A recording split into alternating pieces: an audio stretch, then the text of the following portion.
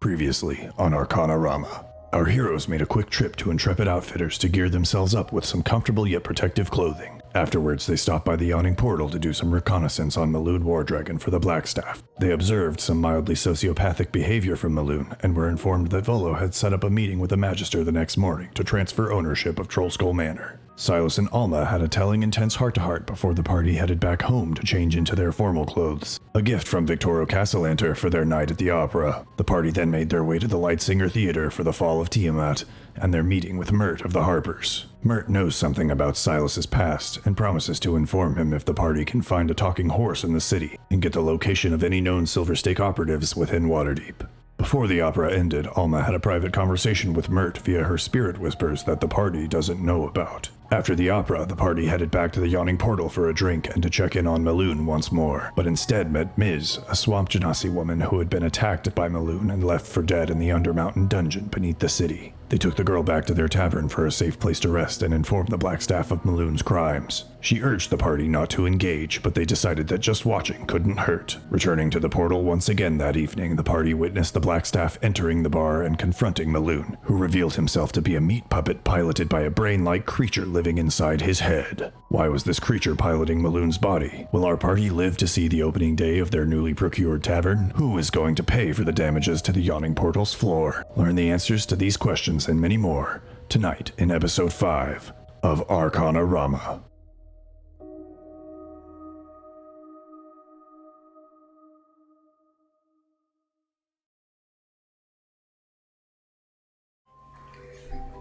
Tonight, we pick up right where we left off. Vajra Safar has just disappeared into the shaft in the center of the yawning portal, and the rest of you find yourselves standing in the tap room.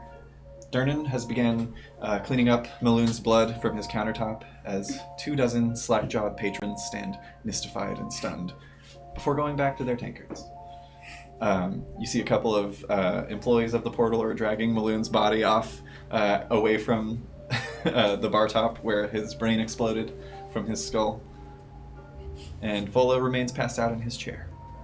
What are the four of you up to? Ollie just put a light down in the portal Yeah. right before this. With that, am I able to see down? If you'd like to hop back up onto the edge. I also would like to hop up and look down there. Yeah, both of you go ahead and make athletics checks. Athletics. Mm-hmm. Literally doing a pull-up. Hey. 14. Oh. -1. That's going to be an 11. Cholula, you kind of like almost get up onto your like elbows and are like trying to get your leg up to pull yourself up, but just can't quite get there. But Alma, you manage to see the form that she's going for and hop up, and you do get your leg swung up and pulled up, and you can just look down and you see an illuminated shaft. You can only see about 20-foot radius of light within, so you just see kind of like a glowing brick about 20 feet down. I'm going to grab a chair and pull it over there and climb up. Someone has to pay. Oh yeah. Yeah, easy enough. You grab a chair and bring it over. No check required at this point. Nice. You manage to help yourself climb up, and you can both make perception checks if you like. Okay. Oh my god. Fuck yeah. Someone sees. 6. At least a brick. Dirty 20. 20. Alma, you said 6?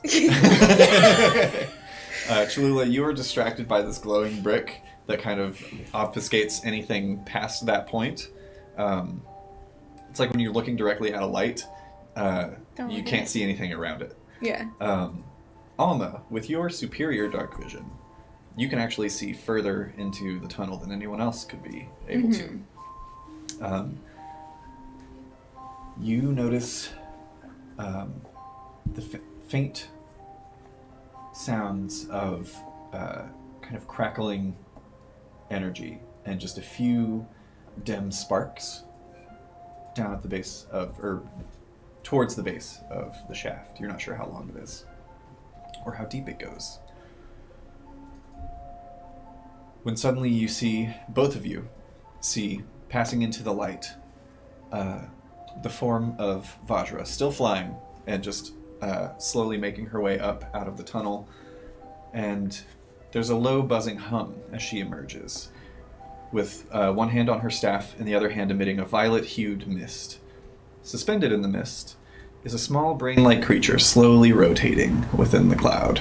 And it is a disgusting thing to look upon, because it looks, for all intents and purposes, like a brain, but it has these weird tendrils coming out of it that kind of form into these spiky little legs. And at the front of like the thicker portion of the brain, where the two hemispheres meet, there's actually kind of a faint opening, and you just see rows and rows of teeth inside of it, and just a little bit of drool that's also kind of like, it drips out but then kind of up and is also suspended in this mist as Vajra emerges. Apologies for that absurd display. It was substandard, I know, and I don't know what I thought was going on with War Dragon, but as sure as the hells didn't think he'd be compromised by an intellect devourer. Thank you for your work. She kind of like places the staff over to her side. Actually, no, she actually holds a hand out and the staff just kind of hovers next to her as she reaches down into a pouch and tosses each of you a pouch containing 20 gold dragons. Whoa. Well, that makes up for that key I bought. That puts me at 69 gold dragons. Nice! Nice. You did good work and you did it quickly. I gave you a 10-day and you sorted out at least the root of the problem within one. For your services, I've included an extra 5 gold dragons for each of you. Job well done. If you need more work, feel free to come and find me in Blackstaff Tower, but I've got to figure out what to do with this for now. Should we be worried about more of those? She kind of looks across the tavern. Best not to worry about such things. I'll have my best and brightest get to the bottom of where this came from. We'll find out what it knows and who it serves. I can inform you if you have any interest in following the case as it goes. do. We may have need of your services in the future. Well, good evening. Is she just kind of Evening. being coy about it because there's like Make an insight check. I saw that look. I civilians? saw those looks. Anybody Yeah. who's curious. Ooh. I want to know. You want to know? That is a dirty 20. Oh. 8. 30, 12. 20. Woo! 12, you said? Yeah. The two dirty 20s. You guys can tell, or rather, all of you are aware that Vajra is very hard to read. She's very straightforward. In a way, she's kind of easy to read. Now that you're getting to know her a little bit better, you get the sense that she's the type of person who just says what she's thinking. The two of you with your dirty 20s can tell that there is a moment of worry in her face where she considers it's like she was about to speak what was on her mind, but realized that there was no reason to cause undue panic. It's the same, like you live in a world in which devastating magic exists and is attainable and accessible to one of the many adventurers that exist here, or very powerful people. Entire groups are dedicated to stopping things like this, as you know. And there's no use in worrying about this any more than any of the other multitude of things that could destroy the universe at any minute. That's good to hear. Okay. Best to just have a drink, get on with your days. Or nights, as it is getting pretty late into the evening at this Yeah. point. We did go to an entire opera. It's been a busy day. Vajra bounce. Yes, she tells you good night and kind of gives a bow, and staff hovering back to her hand, she just kind of floats out the door, which opens for her of its own will. She's just showing off now. It lasts 10 minutes. You gotta get your money's Yeah, I would do Yeah. that all the time. I would have no legs. Just get rid of them. I think once she leaves, Cholula kind of motions like kind of to close in the group a little bit. I think that maybe someone ought to clean his belongings out of his room before we return the key. We did spend 12 gold pieces on the key. Might as well just see what's up there. Now that Just we see don't what's have up to worry there. about getting involved. It's already done. Yeah, I mean, And she just kind of, It's not looking at hurting them, anyone. starts walking against the room. She's changed her opinion, so I guess we should follow her. it's not like anybody's getting hurt. No, you know, no one's getting he's hurt. already.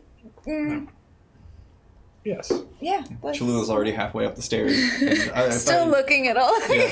Just to remind you guys, Cholula is the one that currently has the key to the room. Yeah. Yes, I do that kind of speed walk where your arms are just straight down. Too straight. Alva's doing the same thing where it's just, this is fine. This is fine. Yeah, you guys quickly make your way up 2 flights of stairs to the 3rd floor. 3 flights, I guess, technically. To the 3rd floor, to the room indicated on the little wooden toggle on the key and enter. You see. Make an investigation check. Actually. Yeah. Okay. Then I'll tell you what you see. We Or all some get taster here. free sight. It's 2 Fs. I don't know what that means. It's 2F! Wow. That's a natural 20 for those of you joining us for the Yes, first oh, time. sorry, And yes. if you we win have special. the set of Fantasy Forge dice, you could roll your own FFs. Sometimes. You too can say 1 in 20 times, I would The say. ratio of people that are watching that have already won some Fantasy Forge is probably Very true. Bring your friends. Yes. Like- Please. So 2 natural 20s, I got 14. 14, 8. and an 8. Oh no. Yeah. Cholula, you stepping in, it kind of brings back sad memories a little bit. It's just like there's no decor. And having stayed in a room at the portal at least once before, you're aware that there are like some paintings on the wall to like liven up the place a little bit. But it looks like they've all been removed. Everything is barren. The sheets have been pulled off of the bed. And there's just nothing in here. At first glance. You rolled a 14. 14. Ollie, you kind of start going through the chest of drawers and manage to find about 15 shards, 15 silver pieces in there. But no articles of clothing. It doesn't seem like he was changing his clothes. This upsets Ollie the most. Make an insight check as well. The 2 natural 20s. That's the opposite of a so it's a 6. Yeah, you think maybe maybe this wasn't his room. So there's like, other than these silver pieces, there's no sign that anyone's been staying in here. The two of you are actually, you tell me, what kind of area of the room are you looking at? Chest of Drawers is covered. Cholula is just kind of taking in the scene as a whole. Is there any specific, like, bed, closet, I'm privy? going under that bed. Bed? That's where I'll go to people the keep closet. their interesting Closet? Yeah. stuff. Is there a window? No, there is no window in this room, actually. Okay. Damn. Okay. Yeah. Yeah, it's an interior room. Silas, checking out the closet, you open it and you see a bundled bunch of sheets and the words, they escape me. Pillows, comforter, quilt. There it is. And you see all of that kind of like balled up and pressed back into a corner. You see actually 2 short swords leaning up against the wall, and a relatively large axe that's been placed in here as well, all stained with cakes of dry blood. That's kind of browned at this point. And Blood is, cakes. a little flaky. Blood cakes, yes. And you also notice some reddish stains with a natural 20. You notice some reddish stains on the sheets, pillowcases, and the quilt, which are all in separate little bunches. Like bunches, like they just bunched up the blankets. Like each one individually was like made into a ball and then shoved into the back of this closet. I'm gonna just grab one and kind of just like whopped it out a little bit. Yeah. No, no. A pair of hands fall onto the ground. Well, Hey, are those hands? In the meantime, a couple. as this is happening, we'll hop back to this in a second, because at the same time, Alma, you are kind of like looking around the room. You see Ollie going for the dresser, and you see Silas going for the closet. Cholula looks vaguely depressed, I would say. There's no love here. And you walk over to this kind of like stripped, barren straw bed and get down on your knees and peering under. Make a wisdom saving throw. Oh no!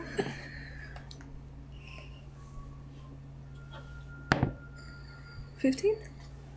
15. You manage to hold it together and not become afraid as you see what appears to be a either half elf or full elf, it's hard to tell, head that's just tucked under the bed and has rolled over or been placed in such a way that it's directly meeting your gaze. And you swear for a moment that you see it blink. Hey, I don't like this room. Actually, I decided there's I a don't head. either. There's a what? head. There's a head. Oh, I'm gonna look. As Alma is saying this, boom, Silas, the hands fall. No. What in the hell is going on? Ollie immediately like drops down to like push up position to like look down under the bed. There's definitely like a head down here. Do I recognize this head at all? First make an insight check. Okay. Or no, history. I bet we could put all the pieces together if we Right, look yes. around. And I start kind of like putting out the blanket. Just gather all the pieces as you find them, just as quick as possible. 6. This is a really 6. bad It's not anyone you time. recognize. Cool. Okay. But you do recognize that this appears to be elven features, but the ears have been either clipped or removed. One's clipped and one is fully gone. Anyone find an ear? I'm gonna check the drawers. The drawers. The Yeah, drums. make another investigation check. Okay, please. Mine have not liked me today. Like Okay. me. I mean, it's outside of the thing. Whatever. It was a sick grind, though. Thanks, bro. Shit, I ain't fucking this guy. 16. So bad. 16. Yeah. You actually find in one of the drawers that Ollie had already checked, you find a false panel in the back. And as it slips out, you actually find an additional 10 gold dragons. that have No been- ears. How much money have you just... I'm not gonna do that. I'm going to start putting the other bundles onto the flat one that I've laid out. Yeah. If we're going to return the key, we might as well clean the room a bit. Well, we puzzle probably ought check. to. Make an intelligence check. Oh, I'm not putting them back together. I'm just Oh, you're just trying to make you're a just making. knapsack. Yeah. Oh, you're just making a pile. Yeah. Gotcha. I'll use my He mage could- hand to pull the head out from under the bed and put it with the pile. Okay.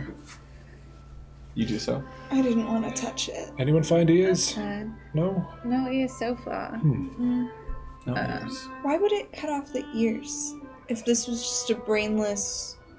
Or, I mean, it It's is a just brain, I think. but I don't think it's really... Could I have everyone make a medicine check? Yeah. Yeah. Oh. 13. I don't think I have any pluses. Then it's bad. 18. 21.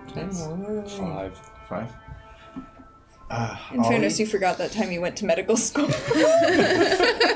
Ollie and Alma, you do not find the ears. But you can surmise, based on the pieces before you, this is probably the remains of about 2 or 3 different people. Oh.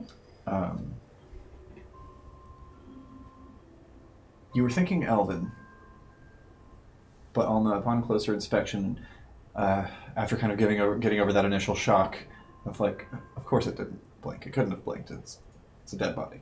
Dead bodies don't blink.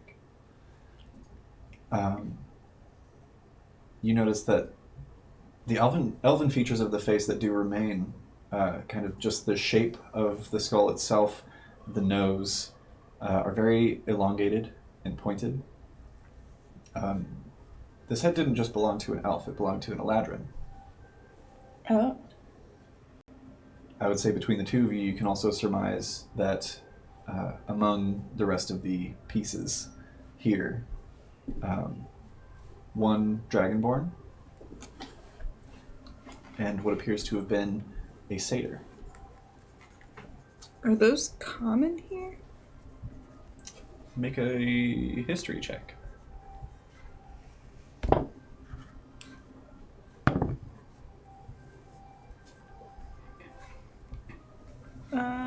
10. 10. You've seen Dragonborn for sure in the city. Eladrin are rare in Waterdeep. Lots of elves, but not a lot of elves that are that Fey-touched. And you've never met a satyr before. Oh, this is weird. Weirder than obvious, at least. That whatever that is over there, I don't want to look at it anymore. That's from a satyr. I've never seen one in Waterdeep, personally. And Eladrin can come through, but they're not common anywhere. Is this some kind of ritualistic collection, maybe? Why would a brain care? Should I inform Dernan? Oh, we probably should let him know. I was going to take this. Do we have to stay? bag. I'll start gathering up the ends into like kind of the We're gonna ground. bring it downstairs? Well, I mean, it has to leave somewhere. Well, I thought maybe. I could put the quilt over it. Amy, that might be a good idea. The quilt looked nice. So, I mean, did it? there's like somebody. Quill ties it up nicely. And I'll say you're all aware at this point, based on those medicine checks and kind of spending some time gathering these things. These are not full. You don't have every piece of every body. Mm-hmm. There are definite pieces missing of all of them. This is just kind of a small collection, as it were. From like the attack on the temple, do I remember anyone having body parts missing? Oh. Actually, no history check required. No.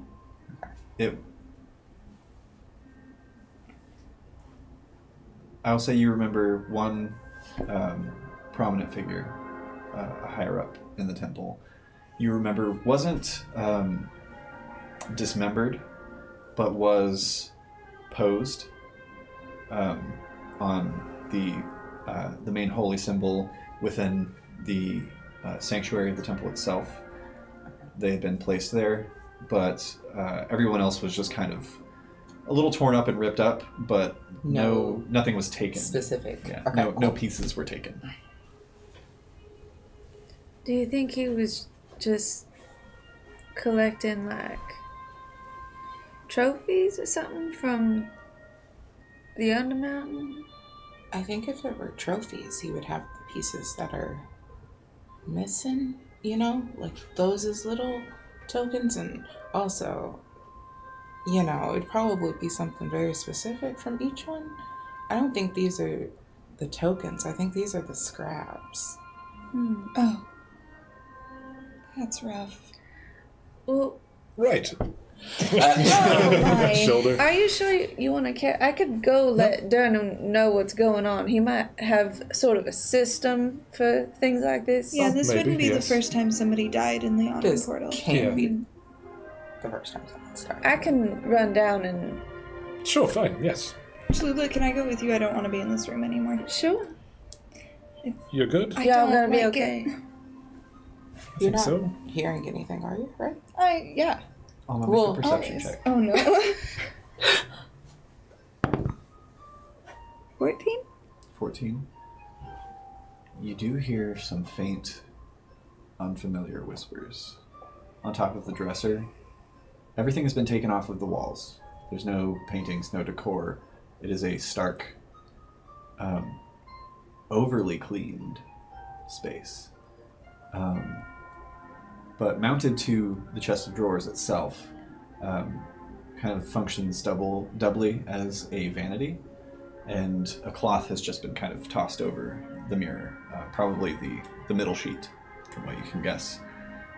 And you just hear 3 distinct whispers coming from behind the cloth. I mean, there's something over there. Where? The mirror. Something? Oh, I'm gonna pull the cloth. Oh!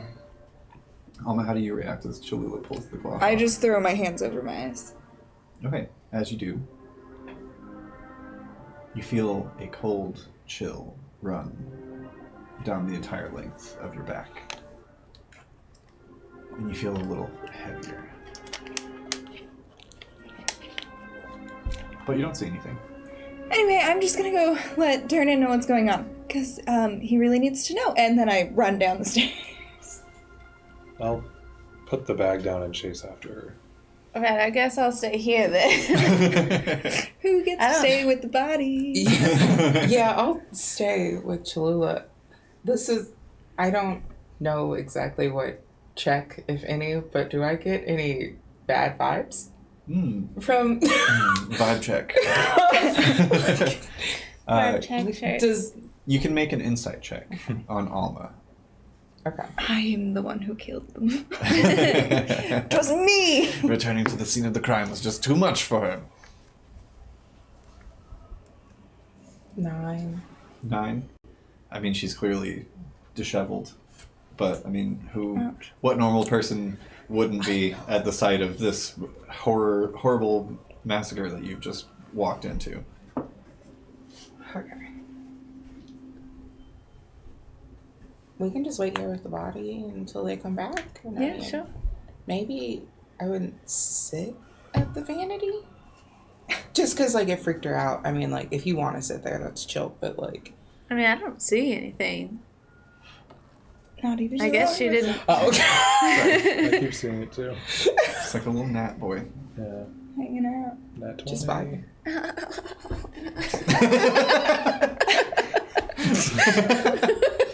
Alma, where are you headed? The bar, to let Durnan know what's Okay. going on upstairs. You get about halfway down the last flight of stairs, leading you into the tap room when Silas catches up with you. You're fine, right? Yeah, I just, Was there something in the mirror you wanted to tell us about? I didn't see anything in the mirror, but I felt something in the mirror. And that happens sometimes. I usually cover mirrors. Right. But you're fine. As much as a person could be after that. What is that? Why isn't anybody else freaking out a little bit? I'm sweating. I am too. Okay, But good. it's fine. You're Okay. not near a mirror. No. But you're good. You can talk to Dernan in this state. Yes, I can tell him that there's something that he needs to see upstairs, that he should emotionally prepare himself for, probably. Which, you might want to inform him of the mirror, by the way. Which staircase is this? You guys are on... So when you enter the portal, you're kind of on the right side. It's the one directly in front of you. If you just came in. It wasn't the same one that we had a No, it's the opposite one that you had your last conversation. That would have been something. Parallels! You might want to inform him of the mirror, maybe, as well. I mean, he'll think I'm crazy. That's fine. Okay. You're good. Mm-hmm. Okay. Do you have your bear with you? I can get through this, Okay, and then we can get back. fine. I'm gonna tell them. Mhm. Okay.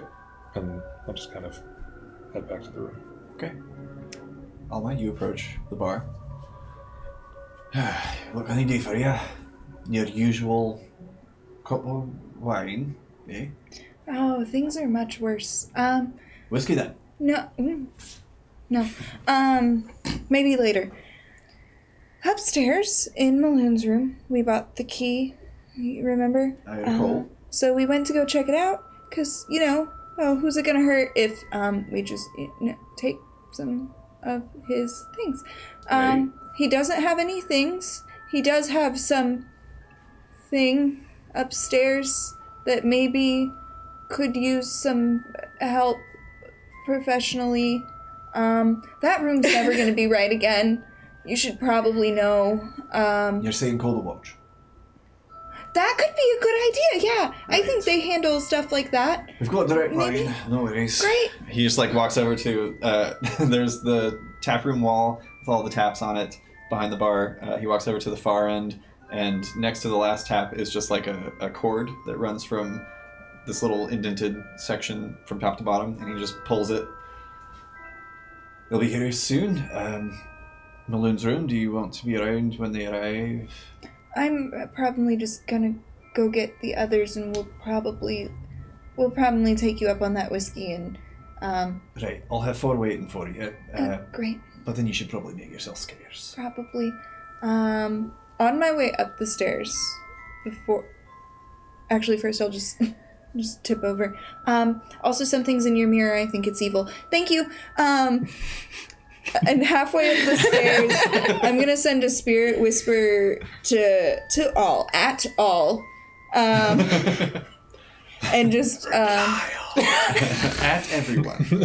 hey, can we just cover that mirror back up, and then go? They're gonna send the watch. Can we just cover that mirror up? Someone cover up the mirror right now. Fine. I'll cover the mirror. You do so. Ollie sort of, hey, Cholula got it. Mirror's clear. You can come up now. I poke my head. You hear an unfamiliar voice return to you. Oh no. Oh no, am I collecting these things? Cholula got it. The mirror's been covered. And then it fades. Has this ever happened before? Like, the voices that I have right now that usually deliver my messages, the 4 we established, I think, last time, were those just the ones I kind of started with? Or am I used to accumulating demons? You are not aware. Another shirt. You... Accumulating demons. You're not aware of where any of those voices came from. You knew that one day they were there, and maybe a couple weeks later there was another one, and eventually you got used to it as you kind of settled into your life at Wondrous Words, working in the bookshop and visiting the Temple of Ilmater. It was just those 4. But now there's an extra. Standard stuff. But you are aware that the mirror has been covered. Okay, I'll pop my head in. Hey, guys. Hi. Hello. Durnan's gonna call a watch. Oh, There's some whiskey waiting downstairs. Get out of there. Cholula, don't forget to drink your whiskey on your way. Is there a problem? I'll go to the bar, I Cholula has guess. with the police? Do you? I don't actually know. I would assume that probably all of us generally don't want to see the police or be involved with this. Ollie drops any and all if she is touching anything and immediately runs down to the bar, takes her sip of whiskey. If you looked away immediately from stops. Silas, he disappeared. The moment And he now I'm disappeared. alone. Yes, Anna, you watch Cholula leave, and then you're talking to Ollie, and about halfway through that conversation, she's gone, and then you turn and you're alone in this room with 3 dismembered bodies. What if you? Okay, no, that's fine. And I'm just backing out of the room and closing the door as I go. Yeah, and you swear that you just hear the closet kind of No. click on your way out. That's the worst. I have closets. We have closets at home. I wasn't Let us know thinking in about chat the if we need to connection. put any like trigger warnings when we upload this to Let us know if YouTube. you have closets. No, for sure. I didn't know where this was gonna go until we got there. I have closets. This isn't even supposed to be the scary. Also, to be clear, I'm Building up. saying It's October. Yeah. I'm saying no, but what I mean is yes. Right, This yeah. is fun, but What also I'm saying is that we're building up. It's gonna get worse. Yeah. Oh, Thrilling.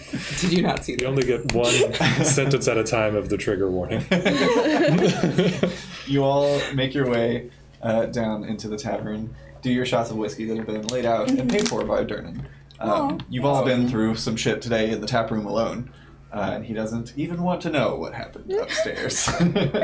that's how I'd run a bar. Just like, no, thank you. No, thank you. Every time I like Durnan. I feel so aligned with Durnan. I'm gonna give him the key and a GP. Or a dragon. Yeah. I thought you were doing a slang over there, just like, and then a GP. Bye. Then a general practitioner. Throw some GPs on it. A little one. Goodbye, person. Ollie did not cheat. Stay here with this twirls tile. out. Yeah, absolutely. Full spin. Yeah, can I check to see if like I was visible when I took my shot? If I was make a able to stealth check. take the shot and then like bounce before I was seen? Ah, no, it's fine. It's fine. It's 9. 9. Yeah, you were saying. Yeah, the tap room has cleared out significantly after Durnan pulled that cord, but there are still a few people. Volo is still passed out at his table next to his bowl of soup, which is now just kind of splattered around his head. Oh, I wanted to grab my knife that I threw at the brain earlier. Easy Okay, enough. cool. Wonderful. So you all quickly make your exit of the yawning portal, and as you begin heading up to back to the northward into Troll Skull Manor, it is the first night. It really feels like the first night of summer. Up until recently, it's still been those nice kind of spring days of being a little bit warm in the day, but very cool in the evenings and early mornings and nights. But it's still a little humid, being a coastal town. And it's kind of the first night ringing in true summer and its arrival, which is kind of nice in a way. But as you take the long walk from the yawning portal to Troll Skull Manor, there's a lot to digest there. Is there anything that you guys would like to do along the way? What are we all gonna say to Ms. And what are we gonna do with Miss? Well, I think we should ask her who was in her party.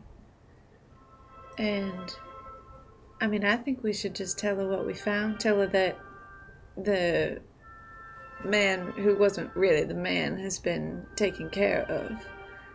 And she don't have to worry about that no more. should always lead with honesty as much as possible. Mm-hmm. We're not like kicking her out, right? She gets to stay the night. We have plenty of rooms, but Oh, okay. if she wants, If she wants to maybe help set up, she can maybe have a job afterwards. yeah, we could give If her a she- job. Wants to stay in Waterdeep. Mm-hmm. We can give her a couple of days to think it over, at least. Walking and talking. Yeah. You all enter, probably not the tavern portion, but the upstairs manor portion of Troll Skull, as they are not connected. At least not yet, unless you want them to be in the future. That's a question for Victoro. As you all enter, go ahead and make perception checks. I wish I would have rolled instead of just falling. Oh, man. 7. 17. 4. 7, 17, 11? 11. I had to do math. I'm sorry. You all kind of pour through the household, which is still very kind of crusty and dank, as it were. Mm-hmm. And looking around, you don't see any sign of Ms. Silas, actually probably Silas and Ollie, go to check Ollie's room, the last place you saw her. And she's not in there. But Silas, you notice a clean towel. It's been folded up and placed onto the bed. So intense. And just a little scroll of parchment that's tied up with what looks like twigs on top of it. I'm going to open it. Did she take my slippers? Make an investigation. I swear to God. I know nothing of these slippers.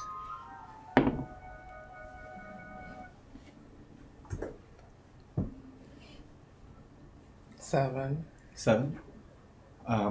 Actually, everything appears to be where in its place. And actually, peering into the bathroom, your slippers are there.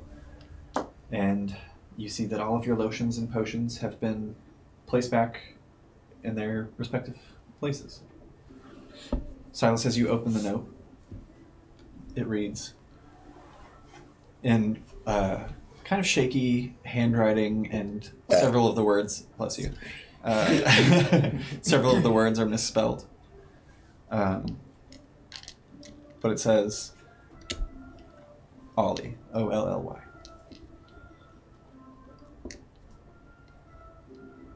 Thanks for your kindness. But I don't think the city life is for me. I'm headed back to Manglewood. Let me know if you ever stop by. Ollie, there's a note for you. Signed, MG. I'm sorry I read it. I thought it was prudent. Nah. You wanted to read it. You should have read it. I'm gonna skim over the note very quickly, and it sounds like she wanted to go home. Yes. She got what she desired. And my slippers are still here, so I think all is well as in well. I'll run downstairs, let them guys know what the note said, and then probably tuck into bed, because Ollie's fucking beat. Same. Yeah. As you all retire to your beds for the evening, or what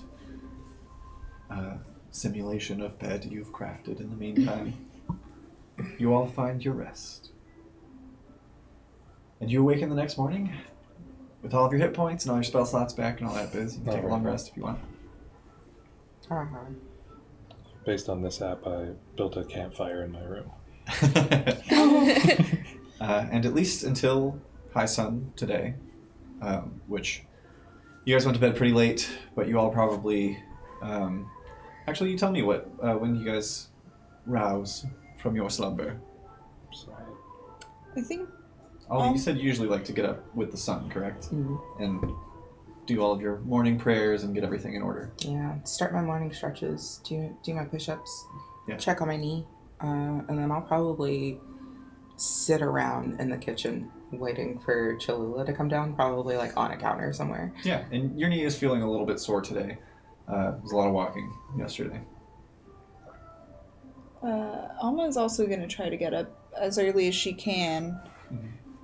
And she'll kind of just sneak out to go visit Genevieve. Not like sneak out, but like I'm not trying to slam every door on my way out Okay. and wake Gotta everybody. open and close all the cabinets before I do anything in the morning. Yeah. I'll ask you, is this a meeting that you'd like to run through? No, it's just a standard meeting, but she will donate 5 dragons Okay. while she's there. Yeah, wonderful. The priests and priestesses thank you. Genevieve is her usual forgetful self. She's excited to see you, asks if you're ready for the ball, if this is what you're wearing, the whole rigmarole. She gets a little bit further today. You have some pleasant conversation about the weather and how it's just becoming a scorcher out there. Mm-hmm. But then it eventually just devolves back into, oh, Alma, you're here, Yeah. as it always does. And then when I get back, I'm also going to hit that kitchen and just sit in a chair and wait for Cholula to arrive. All right. Cholula. Yeah, I mean, same as usual. Not like as soon as the sun is up, but once it gets up high enough to go through the window and hit the wall, and then the light kind of fills the room, that's when she gets up, and I also head to the kitchen. Nice. Push-ups, pull-ups, all with a very concerned face. Yeah. And then downstairs to eat breakfast. Wonderful. What's for breakfast? Oh, for Cholula, tell us. I love that we all turned our I think for breakfast that I'm gonna do sausages, but split down the middle and kind of like pan grilled on both sides, and then on some fresh biscuits because they're pretty quick to make. With some Flour, water, butter, done. sausage gravy, some butter, and then some like apple slices. Nice. Apple Yeah. slices. It's a very hearty and yet still decently light meal as you all awaken. And also, for a lot of you, some of the best food that you've had in a long time. Silas, this is the best thing you've ever eaten. This is the best thing I've ever eaten. Oh, well, tell me about it. It's very good, and it's the best thing I've ever eaten. Mm-hmm. Oh, you were being facetious. Have you always cooked? Where did you learn to cook? Well, I've never done it. I learned from, I don't know if you'd call her an adopted mother. I don't think they really went through that whole thing, but Priscilla is a woman, Priscilla Ember, that raised me for a while. She taught me how to cook, and then I did that for work for a long time. Plenty of time to study. Is that what you did at Fruins? Yeah. That and, passing out Everything else? ale and, clean. Well, he bought, what was it? A fountain. An ale fountain. Why would he want that? Because he's an idiot. But isn't it carbonated? Wouldn't the fountain just... You hear the echoing voice of Emic Fruit in your head. It serves itself. Are contractors coming in at all in the mornings or anything like that? I would say that you're aware that is a conversation you're going to have this evening Okay. over dinner. I don't know if that was before signing or after signing. Yeah. I don't know if this was made clear, but part of the dinner is just kind of a thank you from Victoro once again for saving his life, and kind of a meet my family situation. Like, this is who I got to come back to because you helped me be alive for it. And it's also partially business talk. Anything specific that you want done or remodeled in a certain way for the tavern or the manor itself, and any specifics that you guys would like to get down to. Yeah. But we do need to go to the castle ward to get the deed today. Well, we gotta be there by high sun. Volo's gonna meet us on a street name that I wrote down somewhere. The high road. There you go. Remember it this time. So until then, what do we do? Look for a talking horse. Yeah. You guys at this point probably have a couple hours to do whatever you would like. I suppose we could just mosey on up there and see what horses are around. Why was that? That was really suspicious. Something almost vaguely sexual about it. See where horses Yeah. are. No, it wasn't just the speech, it was the shoulders. Find myself a handsome horse. Probably shouldn't talk too much. I hate a horse that can't shut up. Yeah, but all I see are stallions. No fan art. We don't want it. Hashtag Arcanarama. I swear to God. Okay. We get horse. So we start making our way to the castle ward. On the way, we look for a talking horse. How do you ask around about that? Suppose by asking the horses. Hello, do you talk? Oh, Hey, God. okay, good. We'll move on. You say good morning, horse, to every horse, and It's a bit of a dad see joke. what happens. Yeah, I already talked to a lot of things that make people think I'm crazy, so what's a horse, you know? Right? That should be fine. Yeah, Let's go chat up some horses. Let's go chat up some horses. All right. Real adventure. Yeah, after filling up on breakfast, you all make your way out from the north ward, southward, down the high road, which is a straight shot into the castle ward. If I could have you guys go ahead and make an investigation check. We're I will looking ask, for- you've got The diamond on the head. It's Yeah. brown. Something. It's brown. Yeah. brown horse, white diamond. You all have about, by the time you arrive at the castle ward, you have about 2.5 hours before you're supposed to meet with Volo. Do you want to spend all of that time investigating? I mean, we might as well. Yeah. Yeah. Perfect. Yeah. Let me know what you get on your investigation checks. 20. Oh, investigation. Oh, and I'll also ask, are you guys splitting up or are you staying together? I think we're probably staying together. Like Probably a nice arriving group at a walk. square, then maybe. Yeah, maybe perfect. like within eye distance, but like Yeah. if there's two horses a couple feet apart, we can talk to different horses. I look through the crowd at someone just holding a horse, like, I don't know. I think it talks. Maybe it's shy. This one did talk, but now it's not. Just What did everybody get on investigation? 6. 19.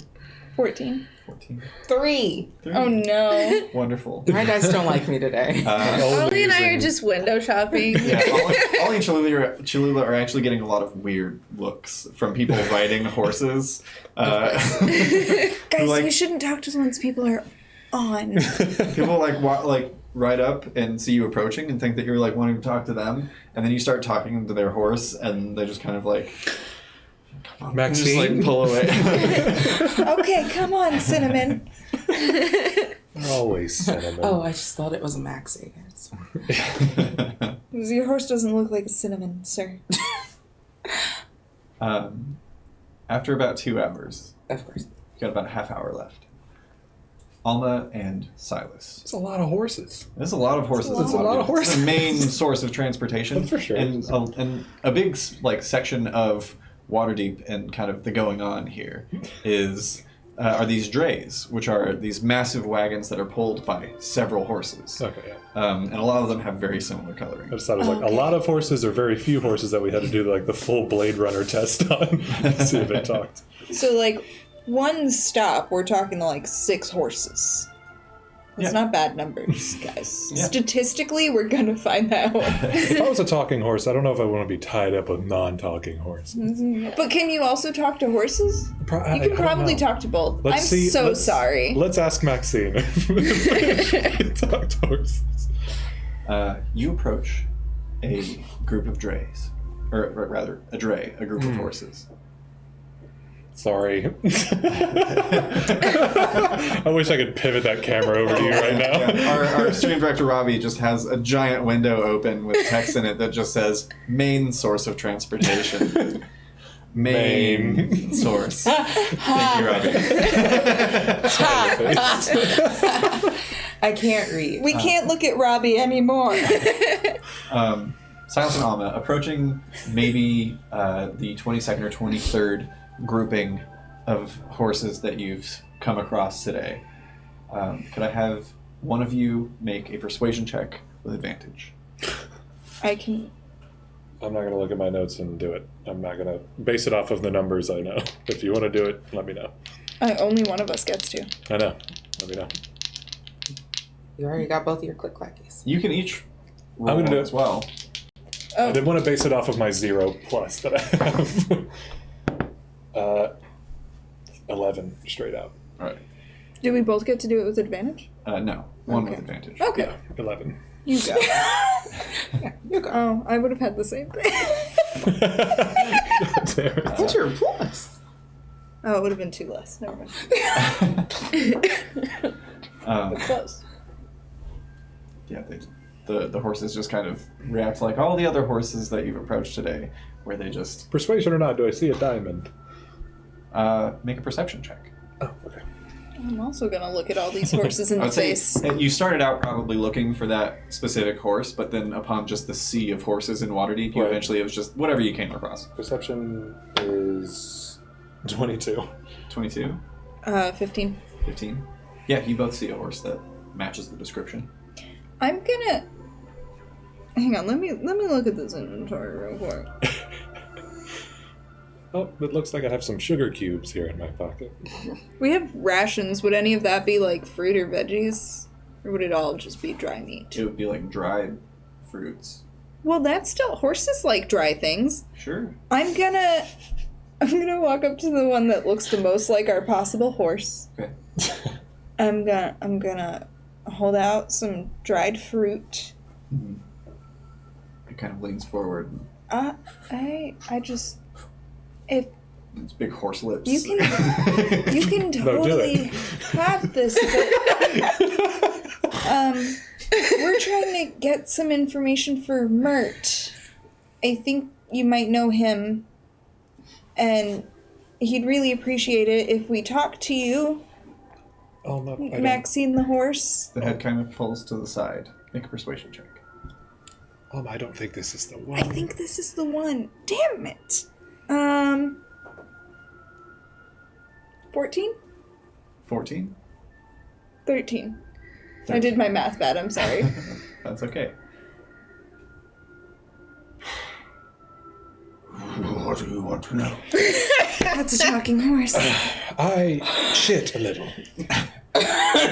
I'm gonna go deal with that. Yeah. I'll grab Bonnie and Cholula as well. Maxine also shits a little. Oh, all right, yeah, that's good. That's standard. Is there a nearby bathroom? Kirby's galore. Wait, hi.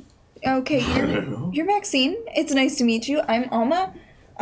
My friend back there was Silas, and I'm kind of like waving to find Cholula It doesn't take very and long Ollie. for you. You were all within eye shot. Yeah, I was actually shot. going to grab them. Within eye line of each other. What do we see? You see Alma talking to a horse. Oh, and I'm feeding her dried fruits. Ask it about the silver steak. Yeah. I can talk with all of you. Ollie immediately walks up. Hey, what do you know about the silver steak? We're supposed to get the location of operatives that you may know of. Yes. Yes, for Mert. Yes. I recall I recently picked up a sun elf and a half orc. 2 days ago. At an intersection. I don't remember. God damn. I dropped them off at the yawning pole. They talked about keeping an eye on a spy. They only refer to as meathead. Meathead. Yes, Right. he's recruiting for them. I'm sorry, what was that last one? Recruiting. I haven't caught any of this. I'm just looking at the subtitles. Okay, good. I haven't eaten all day. He's recruiting. If I could Recruiting. I could have all of you make a history check.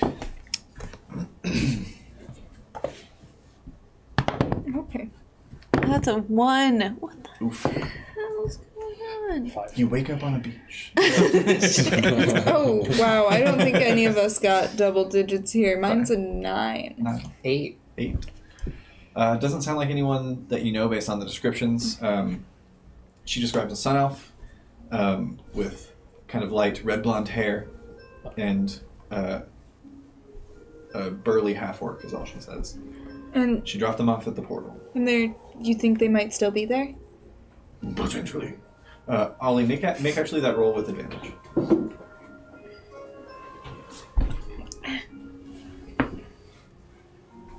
There you go. Why aren't you using the dice 14. made in your honor? Listen, because my first roll was with these dice and they gave me a 2. No offense. No worries. No offense. Listen, they've done lovely. Fantasy Forge dice. They'll roll every number. And letters.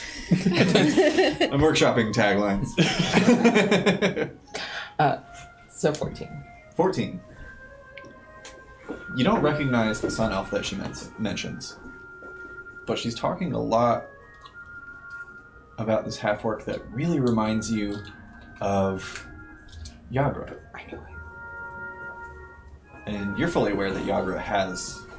she is a member of the Silver Stake. You conversed about this in the Yawning Portal when you met. That's all I know. Perhaps Mert could help you out more. That's fine. I think you've given us enough to go on. Yeah, thanks so much. Is there anything we can do for you? Do you have any sugar cubes? I can. We could. Where do you normally hang out? We could bring you sometime. I'm a mayor about town. Yes, but also, where do you hang out so we can give you sugar cubes? The stable, the southern end of the highway. Okay, cool. The stables. Only after dark. Mm-hmm. Good day to you all. I've got work to do. Good. Continue standing apart. And I pet between her eyes. She leans into it. No. Nope. Yep. It's weird. That I do that same speed walk away. I don't know if I mentioned that earlier. I wave goodbye and follow. She clocks a couple of times. the half orc is definitely Yagra. Maybe we can talk to her. Oh, is that the woman you were with? The arm wrestle. Right. Yes. The arm wrestle. Okay. Hello there. Wonderful to see you. Oh, Bolo. Amazing. Yes, Bolo approaches. I've been looking all over for you. Are you ready to meet with the Magister and get things sorted out? Sure. I think so. Yes. Wonderful. Follow me. And he leads you a couple of blocks down the high road before you cut into a small offside street. Before you come across a very opulent building. Tall black stone columns support the triangular roof of this ostentatious law building. Entering, you are met by a tiefling woman with dark violet skin, long, straight silver hair, and two small horns that curl downwards from her crown. She looks at you all with a stony expression. Transfer of ownership for Trollskull Manor. Yes. Yeah. Yes. Uh-huh. Kylene Silmhell, follow me, please. She motions for you all to follow. And Right. she leads you into a nice office with high ceilings and walls adorned with murals of a lush forest that appears to be magically animated in such a way that the trees kind of sway in the big 17-foot tall frames. That's tall. She presents the paperwork and currently informs all of you where to sign. You guys can make an insight check if you would like.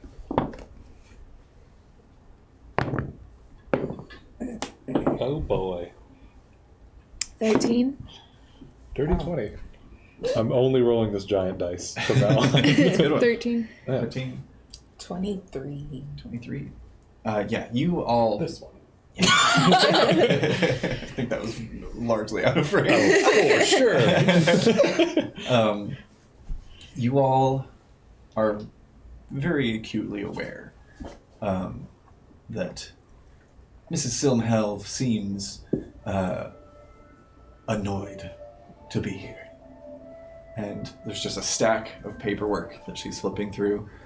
Sign here Oh, yes. and here. Is this not what you want to be doing? This afternoon, I'm trying a man suspected of kidnapping and murdering his nephew. Then I have a meeting with a woman who says she was influenced by magic to murder her own husband. Then I'm tying up the day in a nice little bow with another court case involving a suspect who was arrested for theft in the market and upon being searched was found to be in possession of 16 individual fingers from 16 different individuals and seemingly no knowledge of where they came from. Pardon me if I'm being short, but I've got more important things to see to today than a simple transfer of ownership. Sign here, please. Do you have another pen? This one isn't working. You dip it into the inkwell. Yeah, sir. it's kind of And frayed. there's the matter of the 25 gold dragon fee for the transfer. Volo. Yes, and I've got this. Renair made sure to make sure that we had this covered. And Made it out of the bar then. It did. He hands it over. She opens it up, counts through. Wonderful. It appears everything is in order. Have a lovely day. You as well? Do you like your job?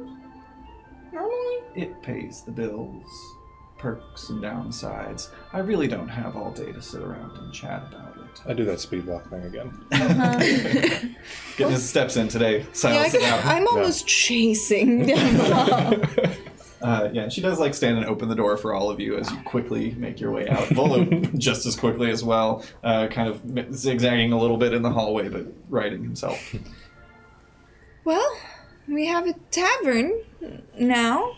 Congratulations! I can't wait to see it on opening day. I hope to be your first paying customer.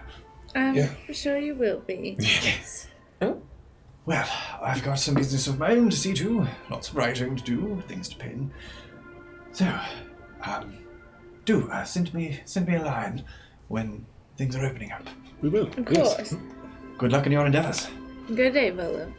He gives a very, overly bow before taking a couple of steps back, still bowing, and then turning and walking away. How much time do we have until we need to be at the Castle Answers? It was a lot of paperwork, but it didn't take, all day. Maybe, 2 hours. In there just signing things, having dense articles read to you verbatim in exactly that voice that Kylene always uses. At this point, you've got probably 5 or 6 hours to go. If there's any downtime activities that you guys would like to get to before dinner. Should we maybe try to talk to Yagra? I don't know if we were intended to investigate anyone. We just needed to find Maxine and tell Mert. But if you feel it's important to find Yagra, don't see any harm in it. I don't Getting think more it's information. important. I don't know. She seems so nice, and for her to be tied up in all of this, I don't know. I feel like I should say something, but I'm not really sure exactly how she's tied up in all of this. I'm mostly just confused. I think I just want to ask a question. Right. A question of Yagra? I think. I mean, it kind of just seems like Silver Stake is getting shadier and shadier, and I feel like Yagra's the type of person who wouldn't want to be involved in that. So maybe just hey, maybe this group isn't as great as you thought it was, or maybe they're doing some illegal activity. Maybe you should look into that. And it's not that I don't think she's nice, but what if we show our hand and she turns out not to be what you thought? We could do some reconnaissance. We don't have to confront right away. We have 5 bells before. That's true. I'd say 3. Just enough time to get back. You all need to be ready and things. I don't have another outfit like the one from last night, so... He didn't see the one at the ball, did he? You do have a hat. I have 2 outfits. I never gave back that hat. That wasn't on purpose, but he hasn't asked, so... God doesn't remember. There's that.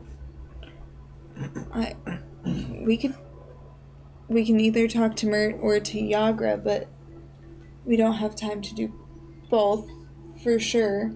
And also we don't know if talking to one compromises us with the other.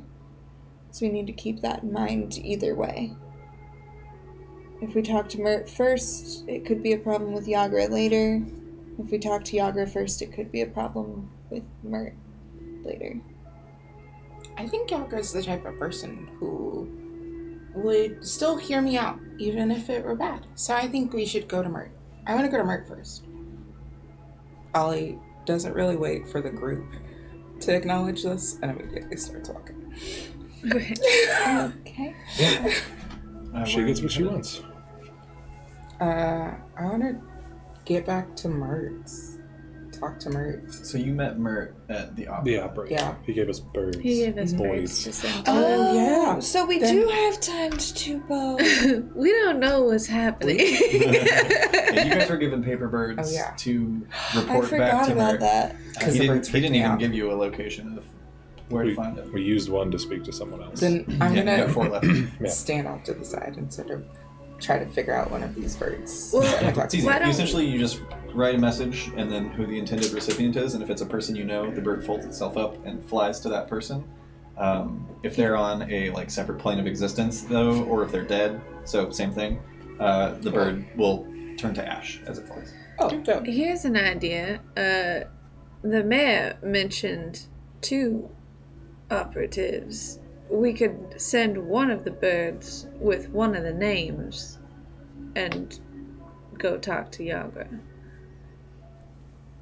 Yeah. We have 1 out of 2. He doesn't know how many we were given. Allie sort of very harshly scribbles out the first few words that she's written and rewrites it. Oh, no, no, no, no. Please just use a different bird. I ripped this one up. Yeah, you're down to 3 paper birds now. Sorry. Allie grabs another one and starts over. We've found an operative. We know his name. And I sort of circle his name. I write it down real big and I circle it. And it's this is him. We haven't found What information name about do the you other write? one. Oh, wait. Meathead. We just know it's a son Oh, no, of- I don't. I give him the description of the other guy because I know the other one's Yagra. And just sort of circle it real big and it's this is him. All right, yeah. You give the description of the Sun Elf and the information that he was dropped off at the yawning portal. Perfect. Yeah. As you finish writing the note, the paper folds itself into the crane shape and takes off, flying through the streets of Waterdeep. He's not dead. That's good. And he's here, which is better. Always important to write a draft first. Yes. You're right. And I'm sorry about wasting a word. That's fine. Oh, that's fine. They were free. Yeah. Yeah, you're right. Those are free just birds. Free birds. I don't even know what grip it and rip it is for this. Pop it thing. and drop it, Yeah, dude. pop it and drop it. Yes. Was that audible? Just a little. It was not as loud as I was hoping it was going to be. Oh well. We got one. Yeah. Wonderful. So you send off the paper bird. What is the plan from here? I guess to the portal. Yeah. We can go to Try the to see portal. Yagra, I guess. See if we see anything. Wonderful. You begin making your way to the yawning portal. For the sake of brevity, you all die. Oh, God. About time. Want a Perfectly new cut cleric. chant. Actually, you know what?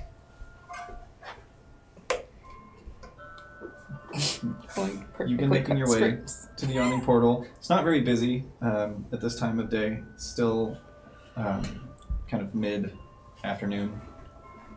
But there are still people in here drinking and making merry, having a good time.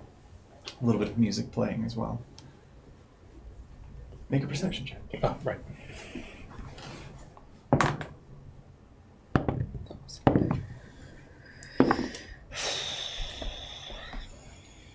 Ten. 8. I might actually have a good one this time. Dirty 20. 21. Pew, pew, pew, pew, pew. Nice. Stepping inside. Again, it's not super busy in here. Ollie, you instantly spot Yagra standing kind of off to the side, arms crossed, as she usually does, leaning up against a pillar, just kind of surveying the room. And the two of you also notice sitting nearby her is a sun elf that matches the description that you were given. Currently sitting at a table with a couple of halflings and 2 humans, and laughing and talking and plucking away at a lute. Can I find a table to where I still have like a clear shot of Yagra and the gang? And has she noticed me yet? Yes, she's definitely taken notice. Okay. She nods as you kind of make eyes. I'll for a give her second. like a soft wave from the table that we're sitting at, and I just want to like sit down and keep it super casual. And I sort of Come just hither, gaze. try to sit down, keep it super. Yeah. for Act sure. natural. Yeah, but After don't be so special. After about 5 or 6 minutes, the halflings and the humans all stand and individually shake hands with the sun elf, who smiles and nods and sits back down as they all walk away. As they do, Yagra follows them until they're out the door and then approaches the bar and grabs 3 ales, walks over and sets one down for her friend, who smiles and thanks her and continues plucking away. And she brings the other 2 over and sets one in front of you, Ollie. Who are Whoa. your friends? Oh. Cholula duvet. Charmed. Nice to meet you. Yagra Strongfist. Silas. Silas? And this is Alma. We met. Yes. You remember? Yes, right before the fight broke out. Yes. You handled yourselves well. That was quite impressive. Thank you again for your help. I must say I'm still a little embarrassed that I required it, but it was helpful nonetheless. Everyone needs a hand sometime. How's your day going? Been okay? Nice and quiet in here, I think. Yes, relatively quiet. May I have a seat? Oh, yeah. Wonderful. She takes a seat at your table, and as she leans forward, you can all kind of make out just the bottom of the point of the stake that just kind of glistens out under an armband. So, what brings you all to the portal? Just a drink? Just a drink. Had a long day yesterday. Signed some paperwork today. Yeah, just kind of taking time before our dinner this evening. Yes. Did you hear about what happened last night in the portal? Apparently, several dismembered bodies found upstairs. Strange. Wow. A lot of buzz and hubbub among the city watch. It's as I hear it. terrible. Any sort of explanation? Nothing that was given.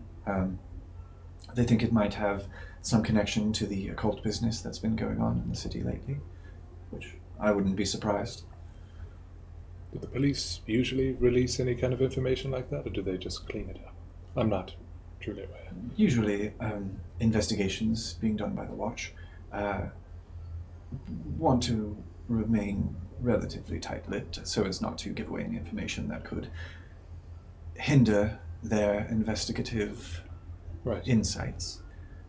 But some of us in certain circles hear things. What kind of circles would those be? We're looking for work usually, so it's kind of nice to be on the blood off the streets kind of information. Well,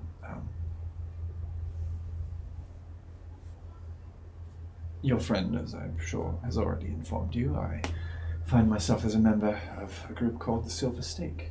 We've taken it upon ourselves to put stops to such injustices, things that could be carried out in such ritualistic and seemingly demonic ways.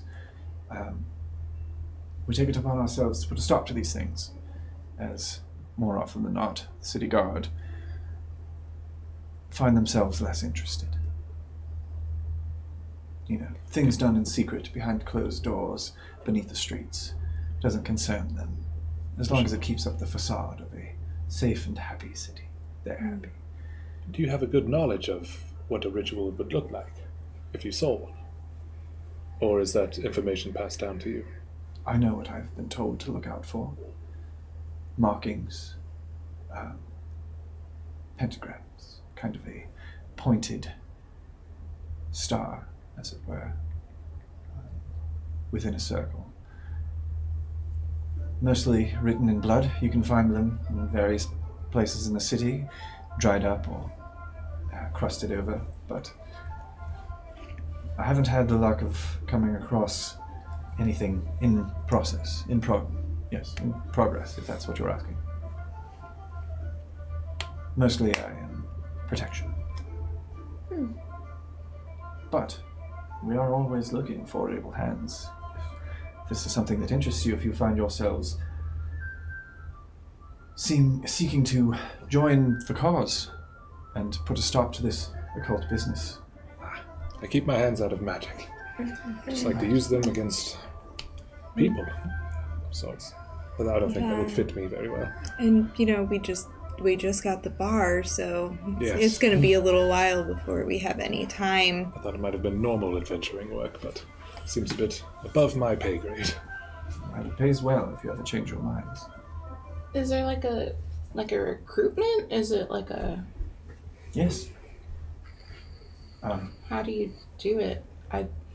If I find any interested parties, I've been instructed to bring them here to speak with my boss, Mr. Starsong. She kind of motions at the sun off over her shoulder. And he conducts the entry interview and gives a trial job, as it were, that once carried out, you become a full-fledged member of the Silver Stake. You get your brand, and you're one of us, fighting a fight against evil. Her boss, the Sun Elf guy? Mm-hmm. Ooh. Mr. Starsong. What was your initiation of sorts? Was it just an entry-level job, or was it anything special? Yes, a local farm. They had been finding their livestock had been fully petrified. Like the cows had turned to stone in the fields, and myself and a small group of other initiates were sent out to investigate. We discovered a group of 3 mages hiding out in the woods that were raising a pet cockatrice, as it were. Tiny little bird-like monstrous entity that breathes a poisonous gas that can turn pretty much anything that lives and breathes around it into stone. So we put a stop to it, and that was our initiation. I think I fancy myself a tavern owner. It sounds less like we'll get turned into stone. It is dangerous work, I will say that. Don't know if I'm cut out for that. It's not for everyone. Ollie sort of like blushes and is very nervous because she definitely wants to go talk to the other person, but sort of like hearing everyone's answers, it kind of sounds like no one else does. Mm-hmm. So she's just gonna sit back in her chair and start playing with her ring a little.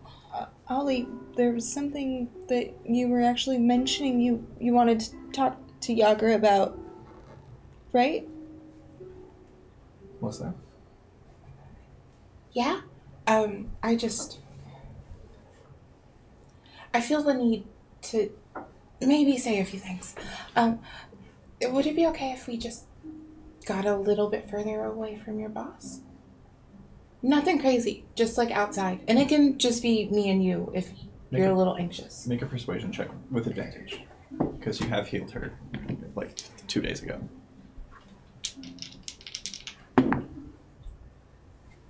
Feels like weeks. Bro. 8. 8? I'm afraid I can't step out at the moment. We've got another group coming in that I've got to keep a watchful eye. It's dangerous on the streets these days, especially with all of this black rain business that's going on. Apparently we've got a mark on our backs as well. So I've got to stay here and... Why would you have a mark on your back for the black rain?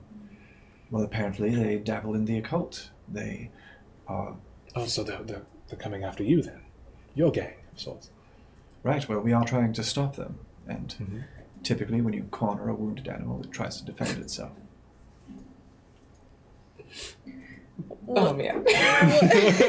Ollie starts, like, visibly sweating, and, like, it's probably the equivalent of, like, indigestion. She gets, like, real nervous and, like, antsy and just sort of word vomits it out. I don't want to do this. I don't want to lie. That feels weird, and it feels gross, and quite frankly, I don't want to do it anyway. I think the silver stake may be bad. What makes you say that? We got a job from someone to look into some things, and I'm just a little bit worried that they may present themselves as a certain way, but you guys may not be doing the good that you want. And we had to report to someone about this job, and I gave them one name, but your name come up, and I didn't give them yours because I didn't want to, and I didn't want to see you hurt. But I feel like I should say something. At least a little bit of something, because you've always been nice, and I don't think you would do anything bad, but... Can I check on the boss? Yeah, I want to keep my Depending eyes on where over I'm there. sitting. Yeah, are you trying to be subtle about it? Yeah. Yeah. First, make a perception check. Yes. Anyone who's interested. And Ollie, if you wouldn't mind, you're a little preoccupied. That's If right. you wouldn't mind making a persuasion check with disadvantage. It's a Actually- dirty 20. I don't want to check that boss. I'm going to check the rest of the bar to see if there's any other Okay, people who are too interested. make a sleight of hand check as well. Persuasion I'm just eyes on Yagra, Gotcha. trying to read her 18. reaction. Just in case she suddenly 18. flashes. You take a glance, and he is not unaware of this conversation, but you don't think he can like hear what you're talking about. You're several tables over, kind of across the tap room, but he's keeping eyes on the situation, but he doesn't seem to notice you looking. Gonna shoot a look over. 17. See if anybody else is paying too much attention. 17. Looking around, it doesn't look like it. Okay. There's not a lot of people in here right now. No, that's great. I just wanted to make sure none of them was like... Oh, you said words? Um, It's 8, so at least I'm consistent 8. on both persuasion checks. I appreciate your concern. There have been some very dastardly rumors going around about our organization of late. What sort of rumors? Well, rumors that we are persecuting those who do not deserve persecution, that we are just hunting down anyone that we have suspicions of. But I can assure you, our research is thorough, and we do not strike unless we are absolutely certain that we have found our foe. So you think that maybe someone is pretending to be part of your organization and doing these things? Potentially, or people are putting the word out, spreading false rumors as such to point in such a direction. Your investigations can be thorough, but you're still the one calling upon judgment, yes? I am not. You I am are. simply the fist. Right. But when I say you're, I mean the gang. as it were. Collectively. Listen, there's nothing... How familiar are you with the Code Legal? Not at all. Well, the Code Familiar. Legal is a set of laws and rules within Waterdeep. It outlines what things can be done and cannot be done, and the punishment for doing said crimes. Funnily enough, the Code Legal doesn't say anything about harboring or possessing dangerous creatures within the city. You could literally own any type of animal that you wanted, any type of monstrosity, any type of aberration.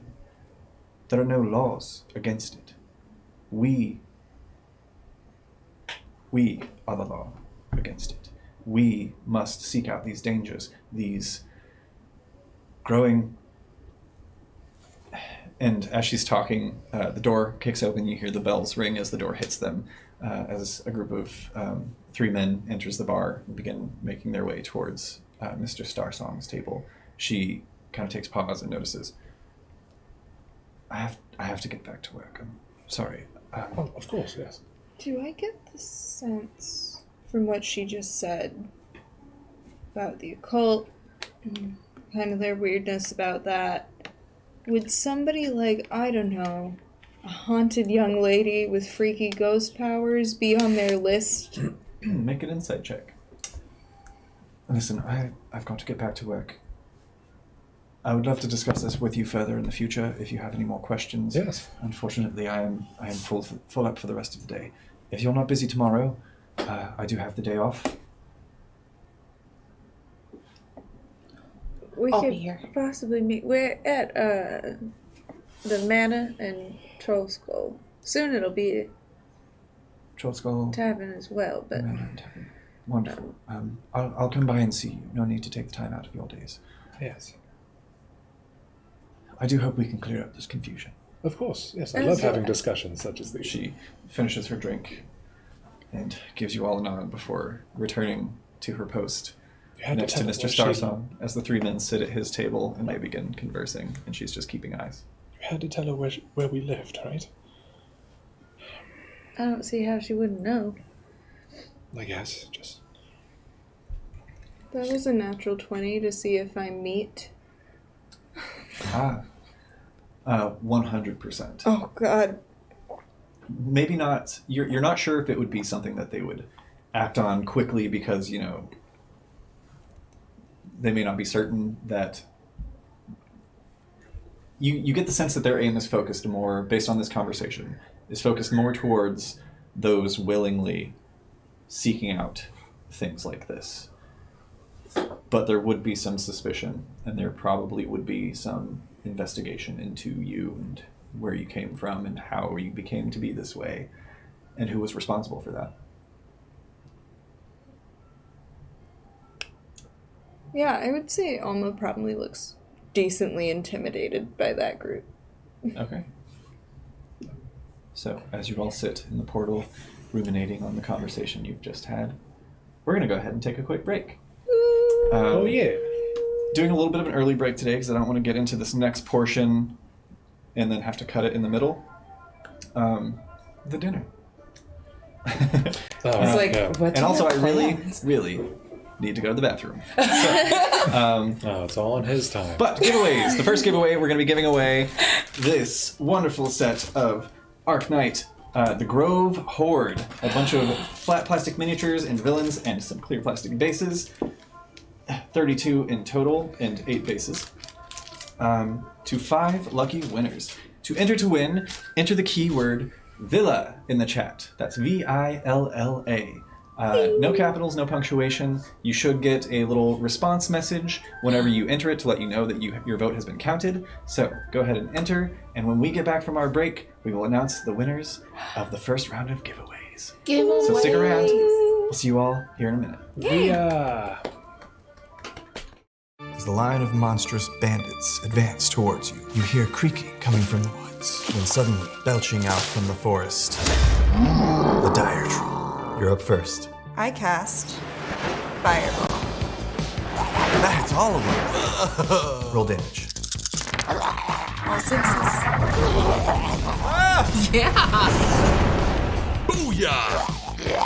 All right, you're next. I cast Cone of Cold.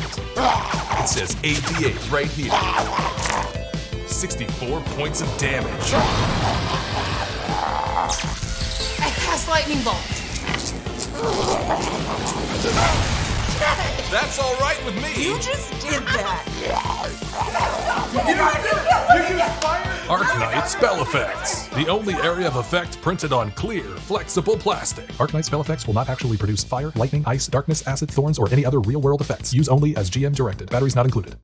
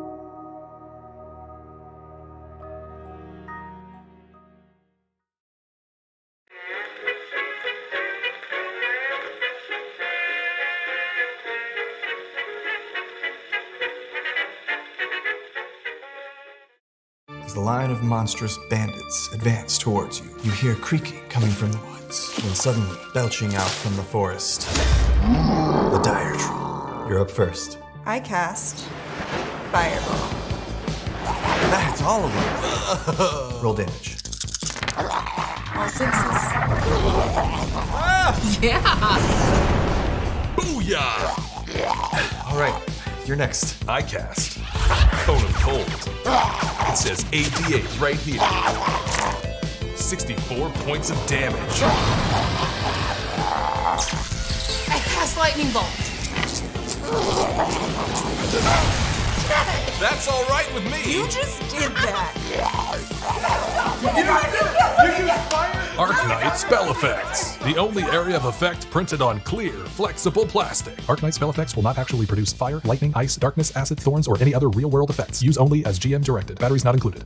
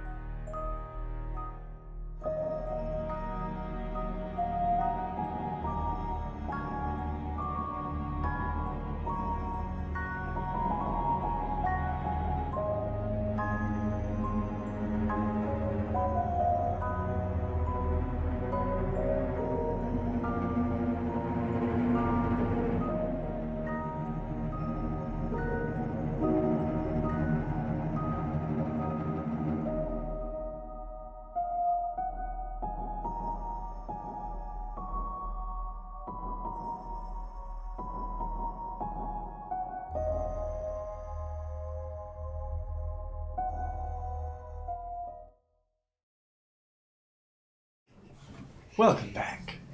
before we hop back into the game, we've got some giveaways to go over. Winners. We are choosing 5 winners for these wonderful clear flat plastic miniatures from Arcknight, and those 5 winners are going to be announced Soon. any moment now.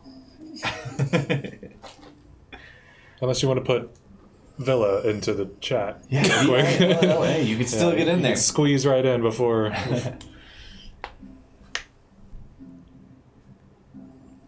I know we're on, but Robbie, how much of a pain would it be to change the keyword for the second giveaway? Easy. Okay, Ooh, might do that. God. Well, while we wait for the other villas, you want to tell us a bit about these flat plastic miniatures? Yeah, absolutely. These are from the Grove Horde set. That is to say that they are a pair with the Grove set, which I think we gave away last week. Yeah. And these are just various front and back flat plastic miniatures that go along with that set. They're just kind of like groups of monsters and people and enemies that you can use as a DM. Or some of these look like you could probably use them as a player if you're a druid. There's some like wolves and this like earth elemental looking dude. There's some creatures. A bear. Oh, yeah, a bear. Centaur? Which you always need a bear if you're playing a druid. Always need a bear. There's a bear, a warg. There's all kinds of stuff that you can get use of as a player or a DM. Or you could gift them to your DM, because as a DM, I can speak for all of us. We love gifts.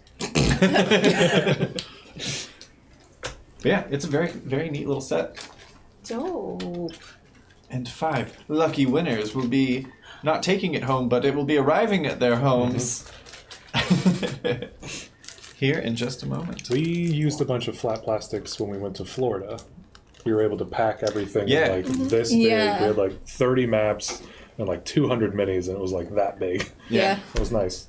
Yeah, and there's a variety in here. There's like centaurs and elves and things that don't necessarily have to be enemies. You could just like pick them out as a player and use that artwork as inspiration for your own character descriptions and things like that. Yeah. Because we had so many too. I think I ran that game, which was Yeah. weird.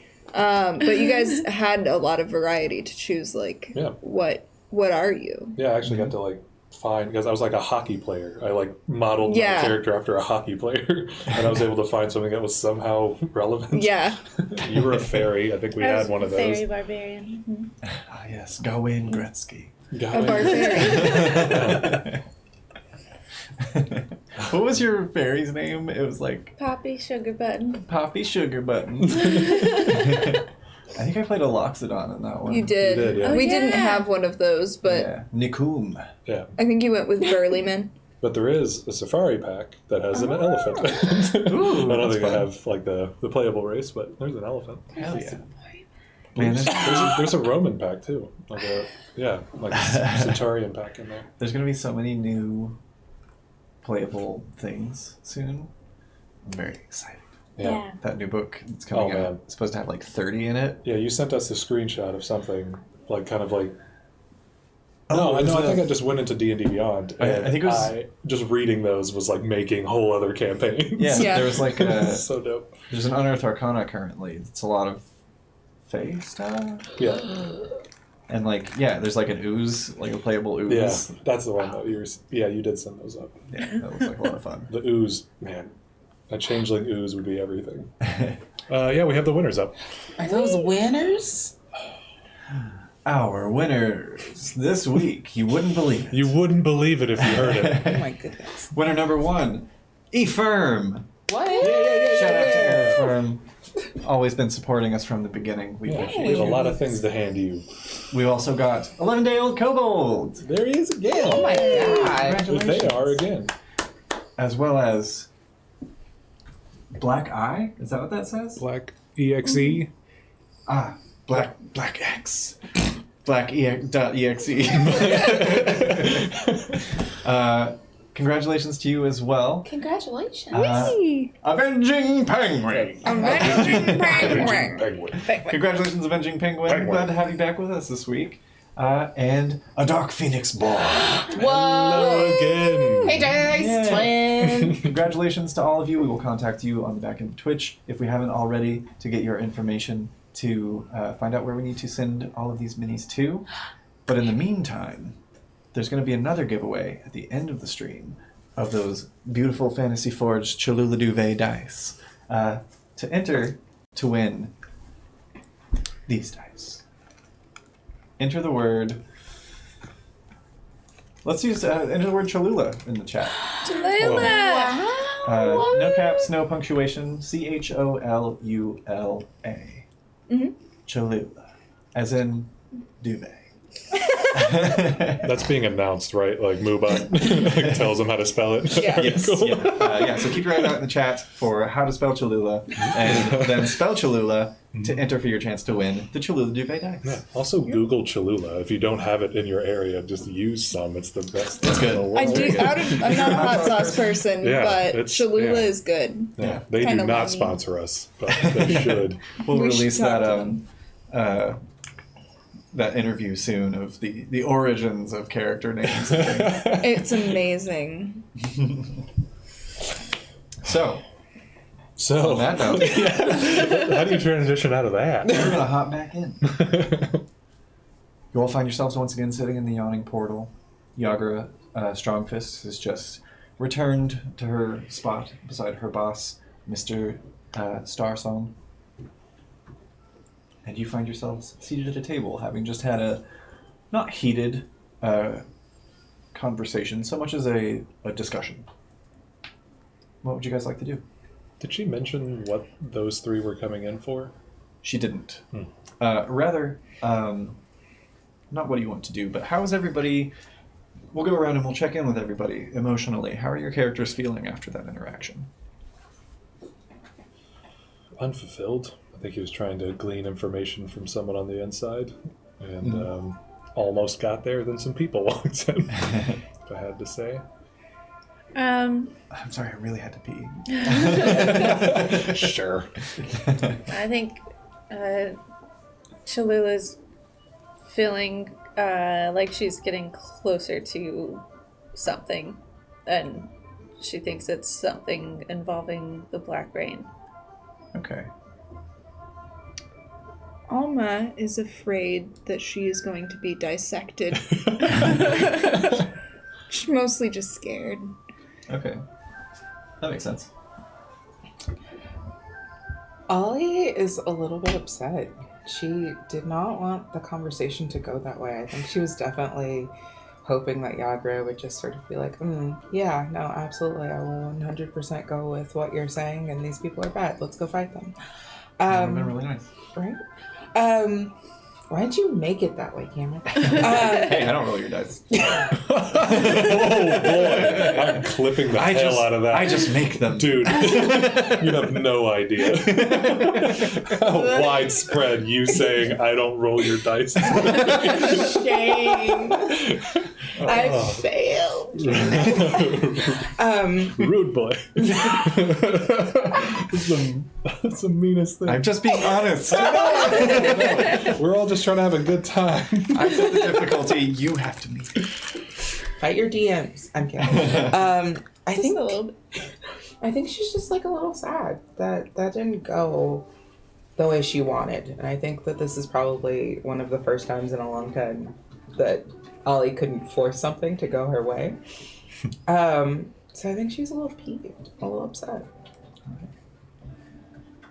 Do you guys remain at the portal? You've still got about 4 hours before dinner this evening. Maybe another round or something? I can get this one. You've paid for my clothes, so it only seems right. I could have one more drink after that. Yeah. Sure. All right, you grab around. A bit of pre-gaming. And then he kind of like stands up and goes over to the bar. Yeah, if you want to mark off 8 nibs total. Get your calculator. About how far are we from this table? You are across the tap room. Hey, yeah. About 50 feet away. Okay.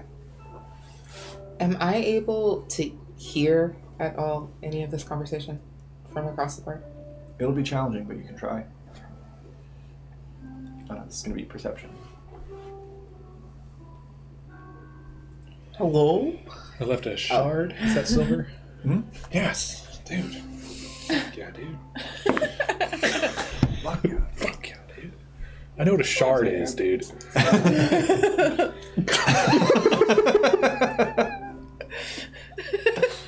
Fuck yeah, dude, I sharded it. I totally sharded Durnan, dude. I wasn't expecting you to like make your mouth Yeah, look like dude. that. I'm a fucking flip-flop, dude. This is 12. 12. It's hard to make out what they're talking about. Occasionally you hear them all kind of laugh together, but it just seems like they're kind of talking business. But it does seem like it's going like relatively good. Mhm. Like, okay. Could somebody send a message without sending a message? Essentially, if I wanted to receive a message back, could I send over radio Ooh, silence? ghost spies? Oh, sorry. Ghost spice? Ghost spies? Ghost spies. Can she send a spectral ear over? Is that too much shenanigans? Make an Arcana check, and if you roll 17 or higher, then you can do that. Whoa. Whoa, hold on a second. Maybe think about this. That is a 22. Yeah. Okay, I will send over a silent ghost so that whoever talks next, I'll send it to Yagra, Okay. and then when she makes her next vocalization. Okay. I will say you're aware that Yagra is not seated at the table conversing with these people. She appears to be kind of a bodyguard, so she's not really involving herself in conversation. She's just standing nearby, Okay. keeping an eye on things. In that case, I think that this Sun Elf guy, he freaks me out, so I don't want to send it to him, because he might notice. Sorry. You just not pass the vibe check. I just ate a sneeze. Sorry. I'll just send it to one of these... No, I'm going to send it to that Sun Elf guy, because he's going to say the most interesting information. Okay. Yeah. You send it over. There's silence on your end for a moment.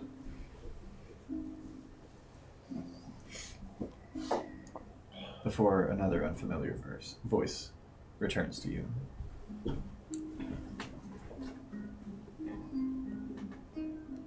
All throughout the Dockward. But perhaps the market as well. Does this suit your agreements? That's all you get.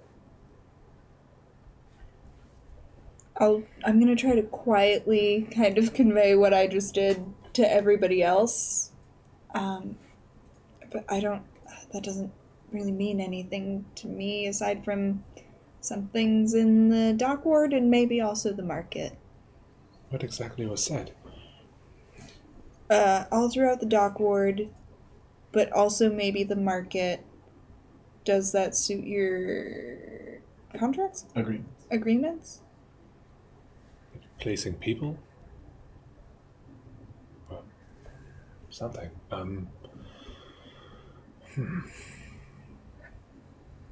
few minutes later, the men stand from the table, shake hands, and actually pass another group on their way out, which have been hanging out at the bar, but came around and then take their places at the table.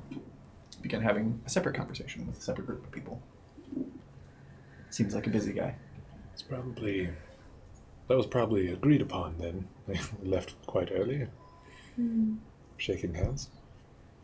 You said the Dark Ward, yes? Mm-hmm. Is this something we should inform Mert of? I suppose so. Should I write it? I start writing another note that has Yagra's name, and also what has transpired during our duration of staying in the yawning portal. Okay. Do you also include the name of Mr. Starsong? Yeah. Perfect. You do so. And you send a little paper bird, which flies away. It is a visible fly away from me, right? Yes. Shit. But it's not like... Yeah. It's a very common form of communication. Okay. There's little paper cranes flying through the city fucking all the time. Yeah, this is Snapchat, if that's still relevant. It's texting, literally. Yeah. It's like super slow. Yeah. Tweeting. Yeah. Oh no. Oh, no. They're birds. Darling, they're birds. Sorry, I just didn't want it to seem like super obvious that we are like watching these people and then here's Go tell them. Tell them what we saw here. Do my bidding. that. I didn't want that.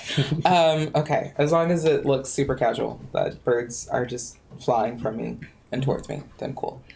Birds are always flying everywhere. Do you guys think we should head home, start to get ready? I mean, leaving it in Mert's hands, I think, at this point. So. We could take a look around the manor and sort of make some decisions before we get asked. Right, yes, you might have some questions for our Specific. renovations. I mostly leave that to you, Cholula. I've never run a tavern. Well, concerning the kitchen, but as you've seen my manor, I can put vines and leaking water everywhere. There's actually, I found a spot that's already leaking water. We have it. We've got everything. We just need to highlight it, I think. We need to center the room around it. We can put some candles around it, really. We could. But you'll have your rooms and, perhaps a garden, or if you want to put in a library, or... A place where ghosts could never come out of. Ghost lock. I think we'd have to put an entirely new wing on the building to get that. There's so many dead people in All right, there. you're done talking. And I get up.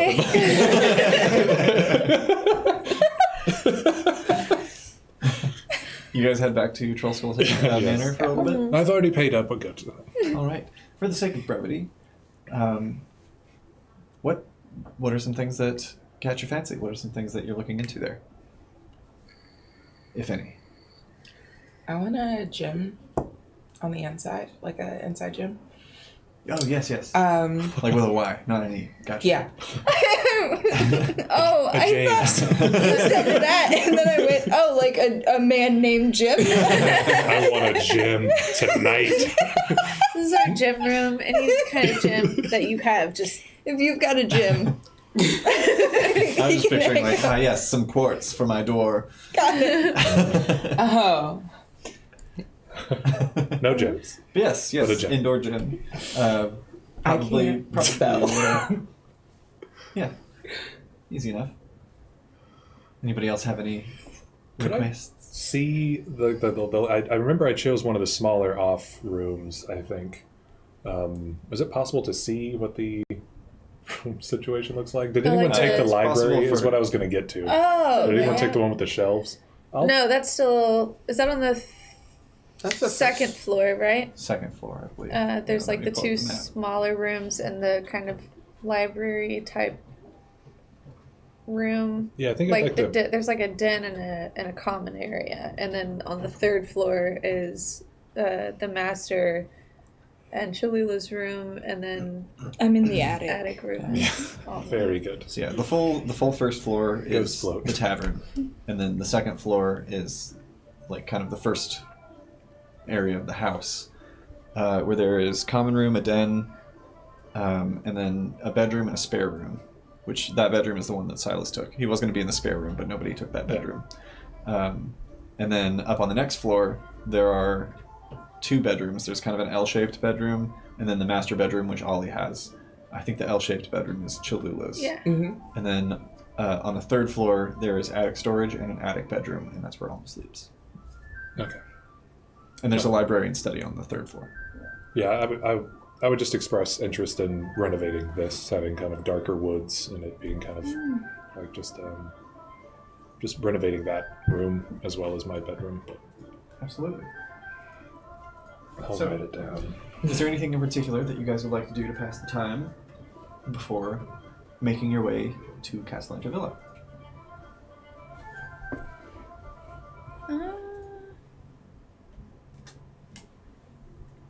No, probably just clean up a little bit. All right. Alma's gonna just keep putting on the hat of disguise and changing her outfit. And then at one point she just tosses it aside real frustrated and then puts it back on and she's like, this is fine. It'll be fine. Wonderful. So, that evening, as the sun begins to dip ever closer to the Gulf of Windfell, you all make your way to Castellanter Villa. You see large, stark white walls that surround the outside of the villa. Excuse me. And and a wrought iron gate that leads to the inside. Could I also have all of you make a history check?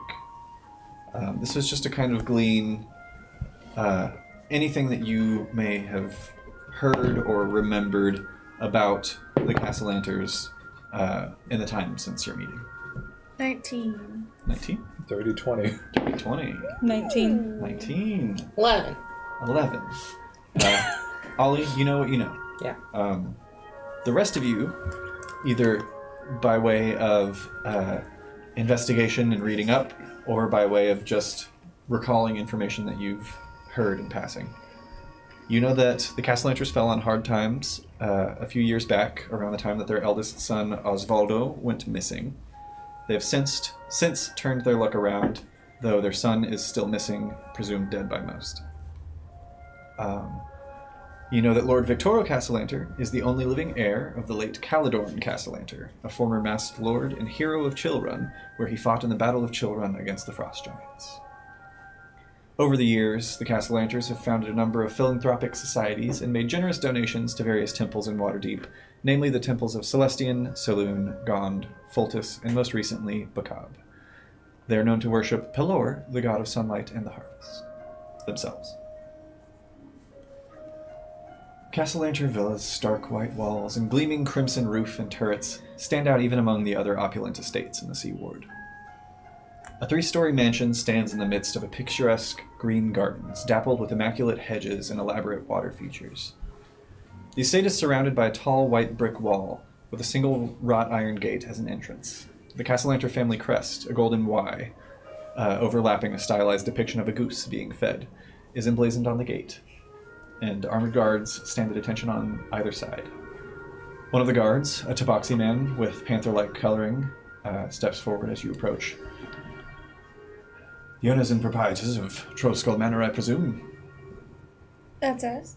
Wonderful. The Castellanters have been expecting you. Please, follow me. How does security look? Beefy or... It looks beefy. Okay. There's 2 guards on the outside, and the one that greeted you actually came out from the inside, where there are another 2. He greets you and takes you in. Okay. And there's an odd juxtaposition as you're led through the manicured front yard towards the main house. The well-kept gardens are a stark contrast to those of Silas's Bramble Manor that you all visited recently. Silas, could I have you roll a D100? Oh boy. 60. Like it matters. It's random. 45. Secrets.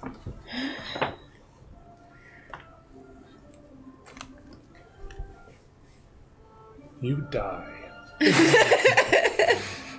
The gardens twist and warp around you as you find yourself in a different but not dissimilar place. You see the familiar statue of a cherub standing daintily upon a mass of thorny vines. Trees trimmed into perfect ovals sway and dance in the soft spring breeze. You're a young and hardy man, hefting 2 heavy satchels over your shoulder, when a voice calls out from behind you. Excuse me, where do you think you're going with those? You turn to see a beautiful elven woman with flowing, wavy blonde hair. She stands before you in loose-fitting, thin white dress. You recognize the woman from the master bedroom. but it's as if you're seeing her for the first time. There's a warmth in your chest as she looks at you expectantly. To the stables? Well, he was ill-informed. His daughter will not be attending the dinner, and as such, her things need not be loaded in the carriage. There's this strange feeling of you can respond, and you can say what you wish to say, but it's like she can't hear you. But I'll just sit back for the ride. Well, of course he's your boss, but that doesn't make him mine. Just who do you think I am? You may call me Lady Bramble, and we needn't be more familiar than that. I'll not be entertaining suitors, not at the dinner, nor anywhere else, for that matter. If I wanted to know your name, I would have asked. Return my things to my room at once, and don't worry. I can handle my father. She turns, and as she begins walking away from you, the vision fades, and you find yourself back in the yard of Castellanter Villa with a charmed smile on your face. You still with us? Yeah. It's nothing like my house, but... They're doing their best. Yeah, I know, right? They're trying a bit hard. Upon entering, you are met by a magnificent harpsichord with black and white keys, inverted from the way that they would be displayed on a piano. A crimson rug trails toward an open door to the foyer, as light from an elaborate crystal chandelier reflects off of more than 36 holy symbols of Pelor, each in the form of a silver chalice emblazoned with spiraling golden sun.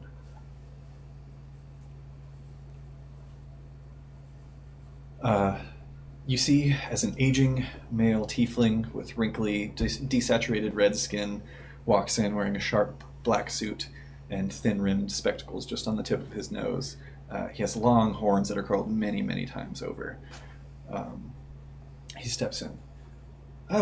Captain Stark, thank you so much. You must be the owners and proprietors of Troll Skull Manor. We are. Yes. We are. Wonderful. My name is Willifort Crowell.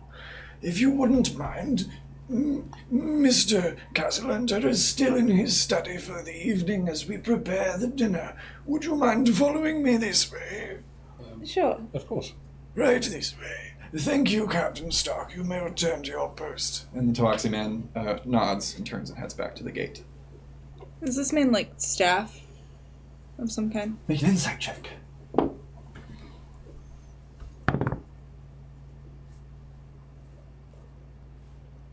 13? Wow. Oh, so That's a good answer. Yeah, no, I get it now. Okay, yeah, he's one of those. Yes, you get hefty butler vibes from this dude, for sure. Hefty butler vibes. Hefty butler vibes. That's a hefty butler. There's another shirt right there. At least a sticker. Stinky, It's stinky, just stinky. a tuxedo shirt that says that on the back. That just unlocked a memory. Mm-hmm. Oh. I got that hefty butler. As That's what I call every opera singer from now on. He's just a hefty butler. As Mr. Crowell leads you guys kind of off to the left in the foyer into another room that opens up as the scent of old parchment hangs in the air. The walls are lined with tall shelves packed with colorful leather-bound books, each bookshelf outfitted with a ladder on a rolling track to enable people to reach the highest books with ease. Willifort leads you in, muttering something weakly about legacies, when you hear the giggling of children within the room. And Alma, you kind of freeze for a moment before realizing, oh, that's the sound of actual children. There's never real children. The back wall is entirely made up of shelves containing not books, but 80 or so wide-necked glass bottles filled with swirling mist, sealed with corks. Two young human children, a boy and a girl, laugh as they play on one of the ladders, taking turns pushing each other along the tracks. Terenzio and Elzerina, settle! Settle! As Willifort steps forward, Settle, children. he hobbles over to the children as they seem to notice you all for the first time. The boy, dressed in red with shaggy brown hair, very much resembling his father in the face. He steps behind his sister, who is dressed in yellow with dirty blonde hair pulled into a ponytail. And you see above them on the wall a 7-foot-tall portrait of Lord and Lady Castellanter, holding 2 infant children, standing beside a teenage boy with black hair and fair features next to them. No, you're not supposed to be playing around in the library like this. My apologies. Please, wait here. Welcome yourself to the Castellanter's tomes. There is a reading nook as well, just through the door here. Come, children, it's nearly time for dinner. Turns and shuffles the children away. The little girl, looks at all of you in the face kind of excitedly as she leaves the room, and the boy does not make eye contact. He stays behind her looking at the ground. Cholula winks at the little girl. She gets a wide smile, and you just see a little gap between her 2 front teeth. You're gonna kill them, aren't you? They're dead. Then the room explodes. They've been dead the whole time. There haven't been children here for 50 years. And I haven't been here either. as Williford Crowell informs you to make yourselves at home, he escorts the children out of the room, and you find yourselves in the Castellanter library. Well, this is impressive. Yes. I'm guessing this is the young one they lost. Pointing at the painting of the teenage boy. Does that teenager look familiar in any way? Is there any story of... I mean, he looks familiar in that you probably... Well, that was... I need to check my timeline. I just rolled good. I don't know what I'm talking about. I'm making myself at home.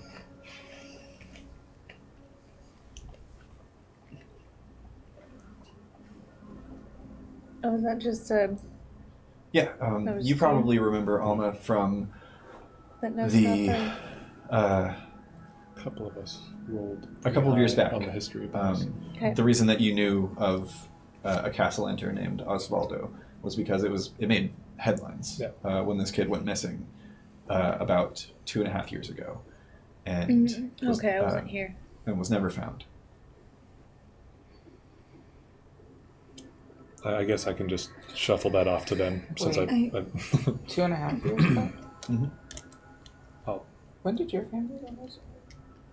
I'm not sure. I seem to remember this house. Oh, you When do? did they go missing? Alma, you can make a history check with advantage. What? To remember, this is to recall when the Bramble estate. That was 15 to 20 years ago, right? Yeah, 19. I think so, but I want to get a confirmed date 19? before I open Yeah. my big stupid mouth. That was 20 years ago. The Wilford Brambles disappeared 20 years ago. Just the Brambles. Only one Wilford Bramble. Well, yes. So what happened to this? She's making sure they're not walking in while I'm what about this missing child? Who died? I bet they're sad. I don't know. I just, for some reason, walking up, remember something. For whatever reason. I remember it being in papers, but I don't remember anything definitive. Nothing more suspicious than why would a noble's son just up and vanish? Is there a fantasy archive of old papers, news Oh, stories? I want to dig in. What do they call those? Like Well, how about this? You libraries? guys can make an investigation check. You're standing in a library. We're There are. I don't want to snoop, you know? You can walk in on someone in your house looking through your medicine cabinet. He said we could look around. Right. He said make yourselves at home. There's even there's a room connected. So this is a room with 4 walls, but rather 5 walls because it's a rectangle with one of the corners cut off.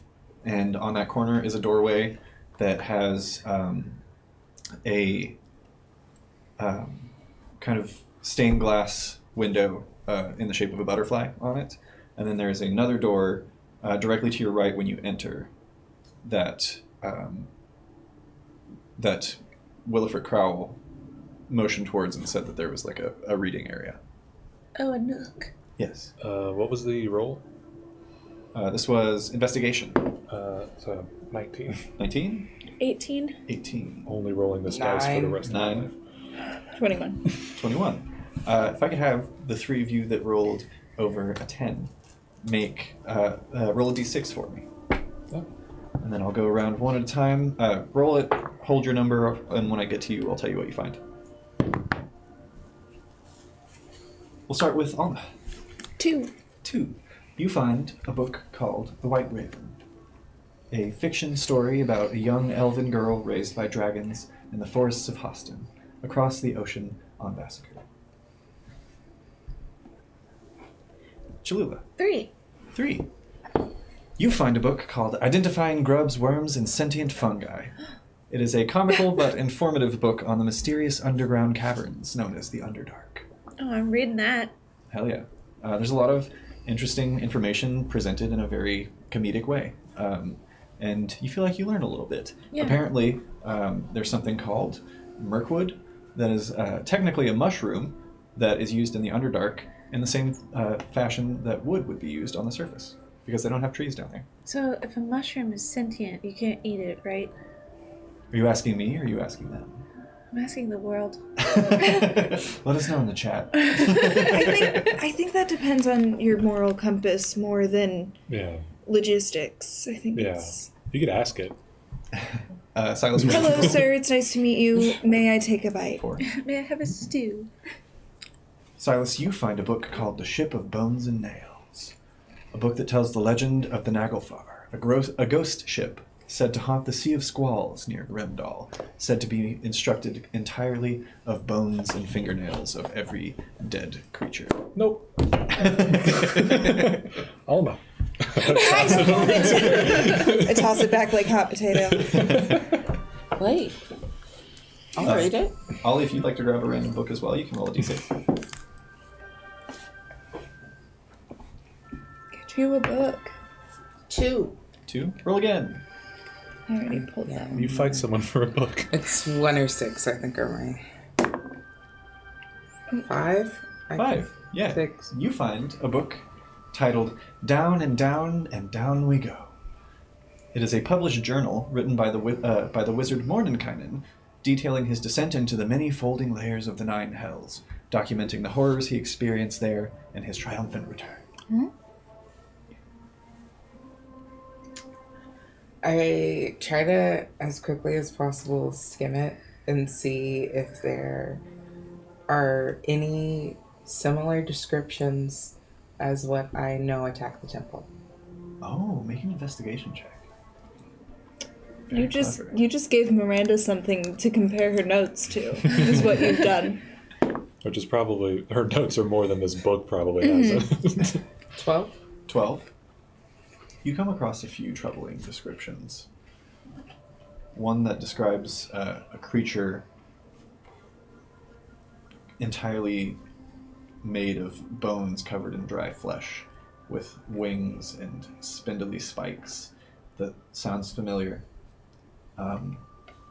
There's also actually an illustration on one page that nearly makes you jump as you see a depiction of the same head that I think you still are carrying with you. Probably not currently here. It's probably back at the tavern. I forgot you had a head. But you see that this is an imp. This is a creature from the Nine Hells, a servant of those above it. You also see that there is a categorical hierarchy of devils. The person who penned this tome goes into great detail and length describing the differences between devils and demons, and how demons are chaotic and corrupt and thrive on chaos. But devils are actually very organized and hierarchical and have a society and structures to things. And there's actually lists of how certain devils fit into that structure. The lowest being limares, which are tortured souls that have been twisted into disgusting lumps of flesh, essentially, all the way up to pit fiends, which are in the lower circles of hell and are essentially these massive burly creatures that seem to do a lot of paperwork. You rolled a 12 on your investigation? Yeah. You also come across another troubling picture. Okay. Labeled is a horned devil. And you see familiar, leathery-looking wings and curled horns. And it reminds you of that thing that got away in the sewers. What are the rest of you up to, as Holly is thumbing through this demon book? I'm kind of just admiring the, kind of the layout of the house, trying to still thinking about the house we're building. Yeah. Looking at trimmings and Yeah. color palettes and things. Yeah, it's very lavish here and very nice. As you're walking around, you also notice, walking past the bookshelves that are very delicately crafted, these misty jars have labels on them. Oh, that's convenient. I was going to be nosy about those, but I don't want to shake them or pour them out and start a whole Drink new one. campaign. Roll a d4. We're playing Flubber now. Roll a d4. Oh, right, yes. I want to look around and see if there's a book on the family history. Make an investigation check. Okay. 3. Yeah, the first one that jumps out to you is this wide-necked bottle that is labeled "Bright Light in the Keen Heart of Darkness." Drink it. No. What does it look like? What is So it's the a liquid inside? It's a tall jar, not filled with liquid, but with mist. Oh. Just kind of a grayish mist, and there's a cork on the top of the wide neck, maybe 3 inches wide, up, and just kind of a bulbous belly at the bottom, but flat so that it sits neatly on the shelf. Does that mist seem suspicious to me? Would I be able to see him messing around with these jars? Well, that depends. What is Alma doing? Wandering? Sure. She found It's two a pretty- it's not books like- that were that's not really useful. Yeah, it's not like a library in the sense that you walk in and there's rows and rows and rows of books. It's more like a large open room that is surrounded in walls that are bookshelves. Yeah. So A study. You would easily see this. Make an Arcana check. There's a 12 on investigation. 12. Say it with your chest. 12. 12. I don't want to blow out the mic, so 18 on Arcana. 18. You've only ever heard of these. You've never actually seen one before. But apparently, if you remove the cork from a bottle, the mist contains essentially recordings. It could be music, it could be orations, lectures, any number of things. And I would say on that high of an Arcana check, you know that pulling the cork out plays the sound once and then it returns to the jar. But if you were to break a jar, then it would play once and then be lost. Cholula. Looking through the library, you don't see anything on family history, and your gaze is drawn towards the reading room. You think maybe somebody is already thumbing through it, so you figure you better check. Yeah. So you pop into the reading room, and evening light pours into this room through 4 tall bay windows that look out on a beautiful garden, alive with the movement of butterflies and lightning bugs. A luxurious red and gold armchair sits in front of the windows, accompanied by a side table, upon which sits an empty wine glass atop a small book.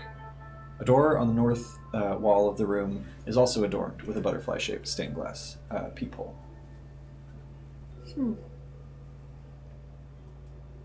You said there's an empty wine glass on top of a book? Mhm. What's the book? You pick it up and you thumb through. What's the book? What's the book? What's in the book? You see what appears to be a journal that who you would assume to be Victoro Castellanter uses as to take notes as he reads.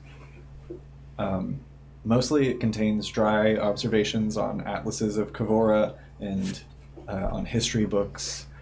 Make an investigation check as you flip through. Investigate. Investigate. 16? 16.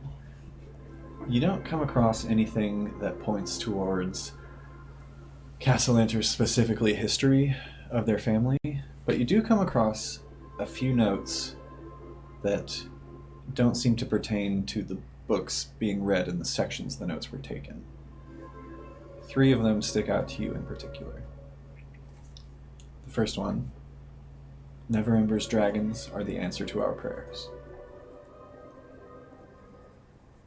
The next one reads, the mausoleum, inform YG.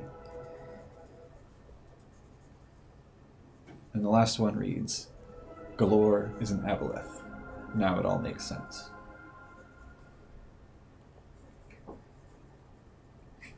The face you just made at him.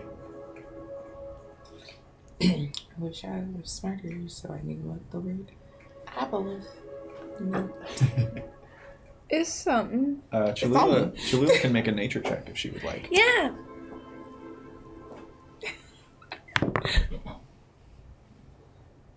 $16. 16. Yeah, you've heard stories about, specifically a story that Leroy used to tell back when he, right when he would be getting pretty deeply into his cups. He would tell horror stories about the wild things that he'd seen. He claimed to have been abducted on several occasions, and he would see bright lights, and then he'd be in rooms surrounded by men with tentacles for faces, and they would poke and prod and probe him and do all sorts of fantastical things. That's just what some people look like. But one story that he told, he used that word a lot, aboleth.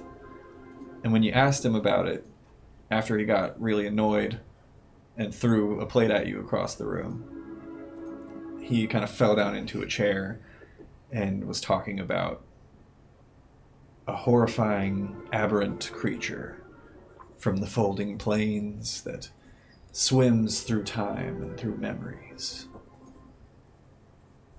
And then he passed out. Or died. Sadly, he woke up the next morning. Unfortunately for everyone involved. So that's what Cholula finds. As the rest of you are in the library, a few more minutes pass, thumb through a couple more pages of books, before the door opens once again, and you are met by Wilfort Crowley, once again, who steps in. The family is ready for you now. In the dining room, please follow me. Okay. He turns with his hunched back and starts walking you guys to back into the foyer. Stepping in, you see 2 guards in House Castellanter livery stationed in this marble floored foyer that has 7 exits around, scattered around.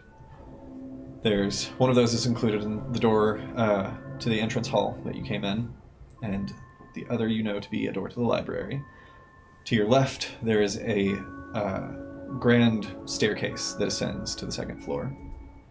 He leads you across the base of that stairway landing on your left and into another room where you see a dozen heavy chairs that sit around a beautifully carved dining table in the middle of the room.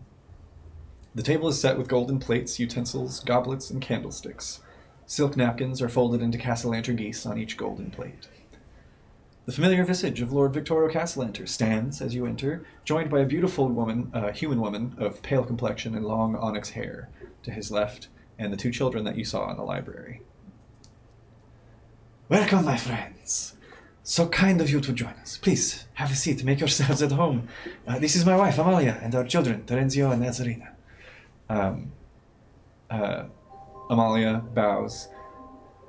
Thank you for saving my husband's life. We are forever indebted to you. I hope you enjoy this meal, and don't worry. After not too long, myself and the children will retire so that you may talk shop about your shop, as it were. Please have a seat. And I'll sit down. As you do, various servants come through. You notice there are also a couple of guards standing in each corner of the dining room, which I would say that none of you are probably offended by this. Silas might be, just based on, your recollection of things. But the rest of you would be aware that, regardless of who the guest is, it's common for noble families to have protection at all times, just in case. A series of servants come in and set plates in front of you of just the most gorgeously cooked stuffed chicken breast that you've ever seen, stuffed with various cheeses and mushrooms, with a side of a very well-seasoned kind of, not quite spicy, but kind of like a red rice, and then a mixture of kind of beans and guacamole and various things. And then large platters are also set in the center of the table of various different types of meats and charcuterie for you to pick on throughout the evening. As you all sit down to dine with the Castellanters. How does this family seem? Do they seem like jovial together, or does it seem like a noble family that was put together on purpose? So good then. They're doing good. Go ahead and make an insight check. Sometimes I forget we're doing a show. Just like a part of it was almost like you were impressed by her question. Ooh. Horrible. Wow. Amazing. You said insight? Yeah. Dirty 20. Dirty 20. You get the sense that Terenzio, the little boy, Okay. he's just kind of shy. Okay. Whenever you walked into the library, he was laughing and playing and having fun with his sister. But seeing a bunch of strangers enter his house, he kind of became guarded, as some children do. Mm-hmm. Can't relate at all. Yeah. Alma is really outgoing and confident. Elzarina is vibrant and outgoing. She is clearly kind of like her brother's protector, and she's very curious about all of you. She's asks a lot of questions about different things, which we'll get to in a moment. But as you're inciting, you also see Victoro kind of has his hand on his wife's knee, and she'll occasionally just kind of like stroke his arm. They appear to be very much in love. Okay, gross. It's not like heavily petting each other in front of all of you. It's just loving touches from a married couple that's still clearly interested in each other. Okay. And they're also both Shit out beautiful here. people, so like either way. Oh, are they beautiful? You hadn't mentioned that. Yes, they're both very attractive. Okay. But normal people. Yeah. Normal people who just happen to have a lot of money. Yeah, well, they are money lenders. There's that. You have a lovely home, and this dinner's incredible. Yes, we have we've been blessed with wonderful chefs who provide for us. Obviously not this extravagantly on every occasion, but we wanted to impress. Again, it is no small deed that you did for me. You need not do too much to impress us. The young girl, Elzarina, is kind of like looking across all of you with a big smile. Before Ollie, she points at one of the maces hanging on your belt. What's that? Do you desire to touch it? She looks at her dad, and he's like, sure.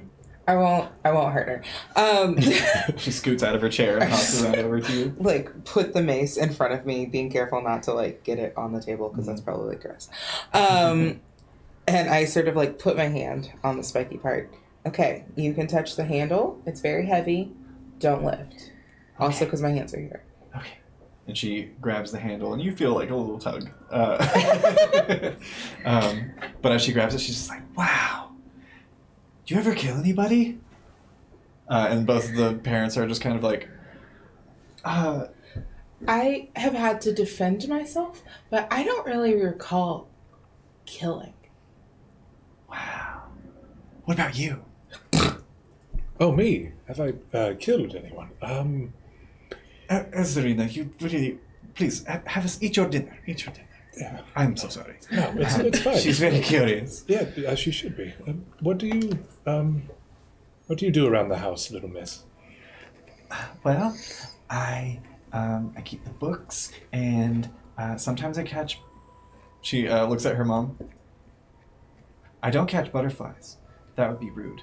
I like to read, and sometimes I draw pictures, and she just goes off on this list of just like pretty much everything she'll do from a day-to-day basis, anything she's ever done. With an and in between every single thing. I do this, and one time I did this, and just keeps going. And yeah, you guys either muscle through or enjoy. It's up to you. A lovely dinner, very, very well cooked, which Cholula you probably appreciate more than most. Mm-hmm. With a very curious child and a very quiet child, and their loving, doting parents. After everyone is finished with their plates, the servants come out and clear everyone's plates. Amalia stands. It was lovely to meet all of you. Myself and Terenzio and Ezrina will take our dessert in the study, so that you may talk business. But welcome to our home. And again, I cannot thank you enough. And she kind of puts her arm around Victoria for a moment, who grabs her hand and looks up at her lovingly, before she turns and nods, and her and the children exit the room. My favorite thing is loving husbands. It's just... So, I believe we have some business to discuss about the future plan. No, sorry, I'm doing Amalia. I believe we have some business to discuss about the future plans of Trollskull Manor. Yes, I mean, we were going off of your conversation lead this evening. Of course. Well, there are several things that we need to cover. Willifort, and you all turn and you notice Willifort has been just kind of standing in the doorway this whole time. Oh. Yes, Master Castellanta. There's lightning in the background. That's what I was breathing in for. Oh, sorry, had to grip and also rip. Yes, Master Castellanta. I seem to have left my book in my journal in the study. Could you grab that for me? Of course, Master. He turns and heads off to the library. He returns a few moments later with the familiar little book that you saw. As Victoria flips through a couple of pages, takes some spectacles out and puts them on his nose. All right. Well, there are several things that we need to cover. In terms of the business side of things, once everything is renovated, if there are any specific specifications that you have, types of wood, colors, things of that nature, do let me know, and I will instruct the carpenters and the masons to do as they will. There's also the issue of staffing, unless you all wish to run the business of your own accord, but there probably would not be much free time involved in something of that nature. Bugs. I tried. Willifort, get the bugs. Yes, Master Castellanta. Plucks it off of you, places it in a small bag, zips it up, and puts it in his pocket. Thank you. Oh, he's just gonna keep that. That's for later. I should dispose of it. Oh no! That's for Willifort. He pats it. No. Would you like to hire your own staff? Or if you would like, I can put out a job posting. I assume you would like to be involved in the interviews, though. Yes. We could do some vetting for sure. Perfect. Would you like to put the feelers out yourself, or would you like me to take care of that and then inform you and set up a date for interviews? I don't know anyone. That second one, probably. Do you have a lot of friends? Yeah, did you work with anyone in your kitchen experience? No. Probably the second one. Yeah. Perfect. I will put out the job posting and contact you when we've had enough responses to get started. With your placement in the North Ward, I do not imagine it will take long to find a good staff.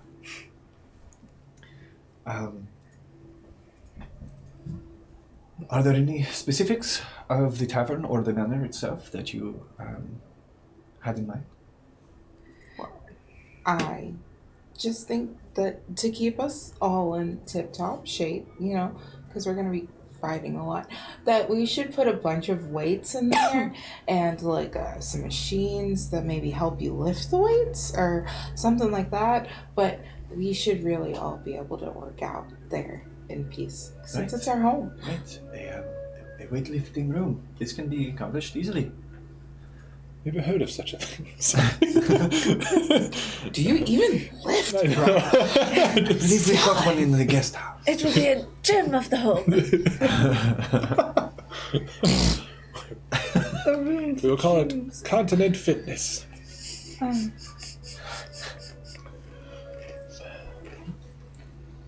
I was looking more towards the study, kind of having that renovated, potentially restocked. I don't want to Of course. push it too Yes, far. no, of course.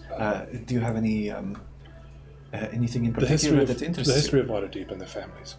Wonderful. So, histories, non-fictions, any fiction that interests you? Not right now. Perfect.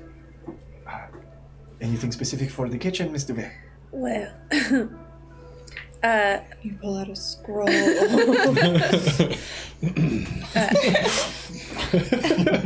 I can't mail some specifics to you if you'd like, but I do prefer some butcher's block for the surfaces in the kitchen. Of course. And you see he's taking notes with a quill this entire time. Yeah.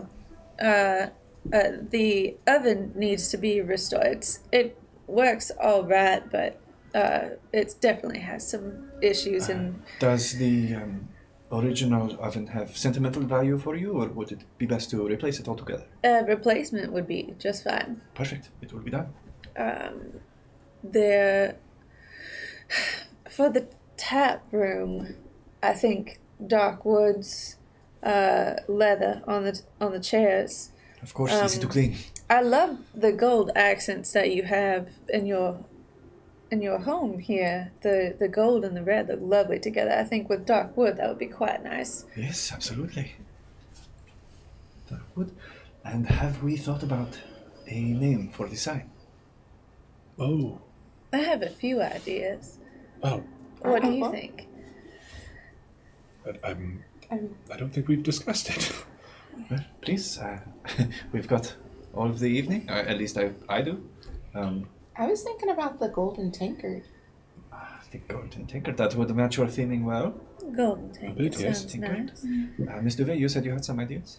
Well, at first I was thinking of something to sort of go with the area, and so I thought maybe Skull House, Feast and Spirits, because of the Ghosts. there were the ghosts. It's you had to be there. There's a lot of ghosts. Skull House? Skull House. I do Feast and Spirits. Like that. Feasts and Spirits. That does have a nice ring to it. Along the lines of the names of each of us, something like Soka or Socha, sort of an acronym, just Soka Tavern. Is that SOCHA? CH will just see if it seems I get unfair it. for me I to get have it. 2 letters from my name and the rest but of you your only name- have 1. It gets complicated if you don't have those 2 letters. Yeah, So it's I kind think Socha is okay. Kalula. Would this be all capitals minus the H? Yes. Socha. Something a bit modern. Wonderful, wonderful. All great ideas. Did anyone else have anything that strikes you? No. What? No, mostly it's just where I live right now. Right. That is important too. We want to make sure it is as comfortable as possible. But Cholula had been fired by a not a bright business owner who had purchased a fountain, and I thought maybe we could name it the Fountain. Oh, feast and fountain. Something of that nature. It doesn't. The fountain, feast, and I don't have a preference really. I do love a passive-aggressive title.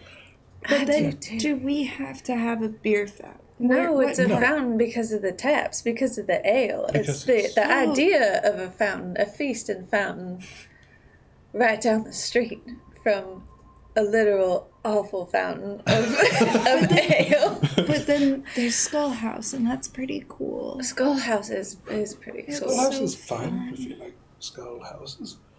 Houses of skulls. Skulls made of houses. Houses made of skulls. Well, it's on Troll Skull, so it's the Skull House. Sure. Skulls. We could call it Skull House Feast and Fountain. Ooh, That's a bit it a mouthy. It bit needs to on be the nose? something you can say when you're drunk, right? Skull House. You can barf that out. you can. You could also And you potentially just will. drop the troll and call it Skull Manor, Skull Manor. if you wanted to go along with that line of naming. I don't know if that reads as a place that you Yeah, I mean, are a that patron of. might be something that we call a Yeah, not renting home rooms. Yes. side of it. This is a pub, right? Mm-hmm. No, we need our rooms. Well, don't feel like you have to decide immediately. Obviously, there is time. We can leave the sign for last. It will probably take about 2 days before everything is finished. I would like to get everything going over the next couple of weeks so that we can get your business up and running and get you making money as soon as possible. Yeah. Troll House. Troll House? We can also prioritize the bedrooms first, so that you only have to maybe spend a night or so outside of the manor. And once those are done, you can stay in. All of our work will be elsewhere. And then we can really focus on the tavern and make sure that we get all of that out of the way without being in your way. That sounds great. Again, Yeah. extremely accommodating. Everything you're doing. We really do appreciate it. We do. Of course, well, I appreciate you equally. If it weren't for you, none of us would be here having this conversation. Well, yeah. It'd be weird. Was there anything else that? Yes, was there a return of interest, maybe? Something that you're looking for from us? Perhaps just a running tab, if I wanted to drop by. I mean, that's simple enough. I mean, you're paying this tab, as it were, so... Of course. Yes, I mean, you may not be able to tell it by looking at him, but Mr. Crowell, he motions, he's like still standing in the room to the side.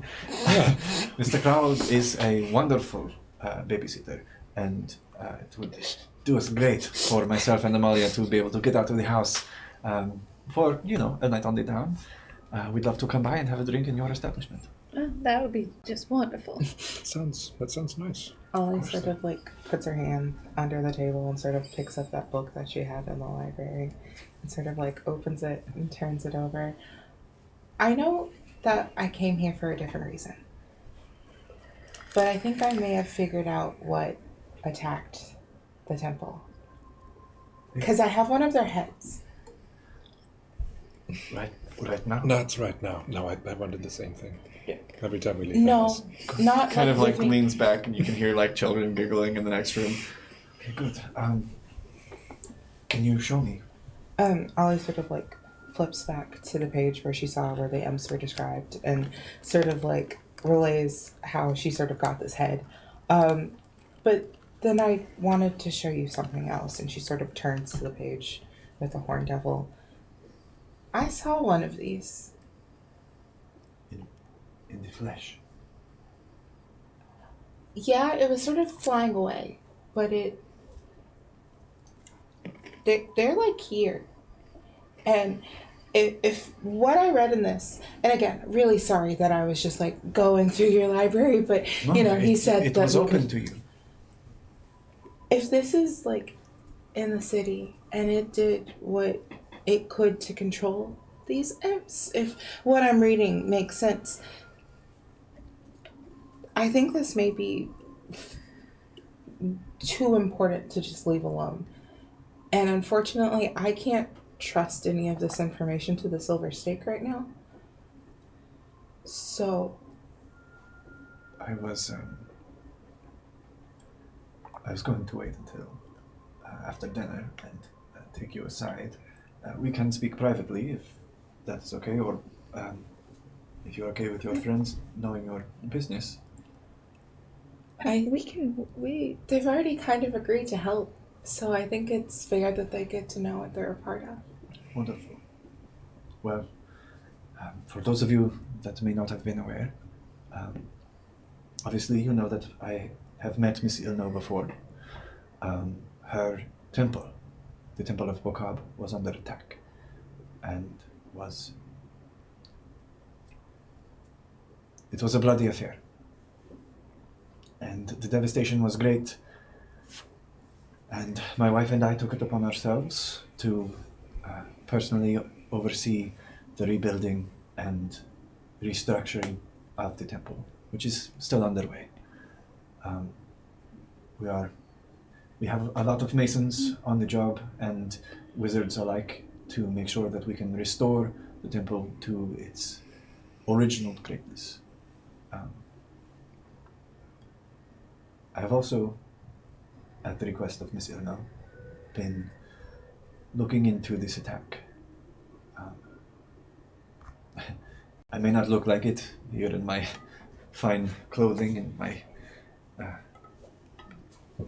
noble estate, as it were, but I have ways of getting information from different places.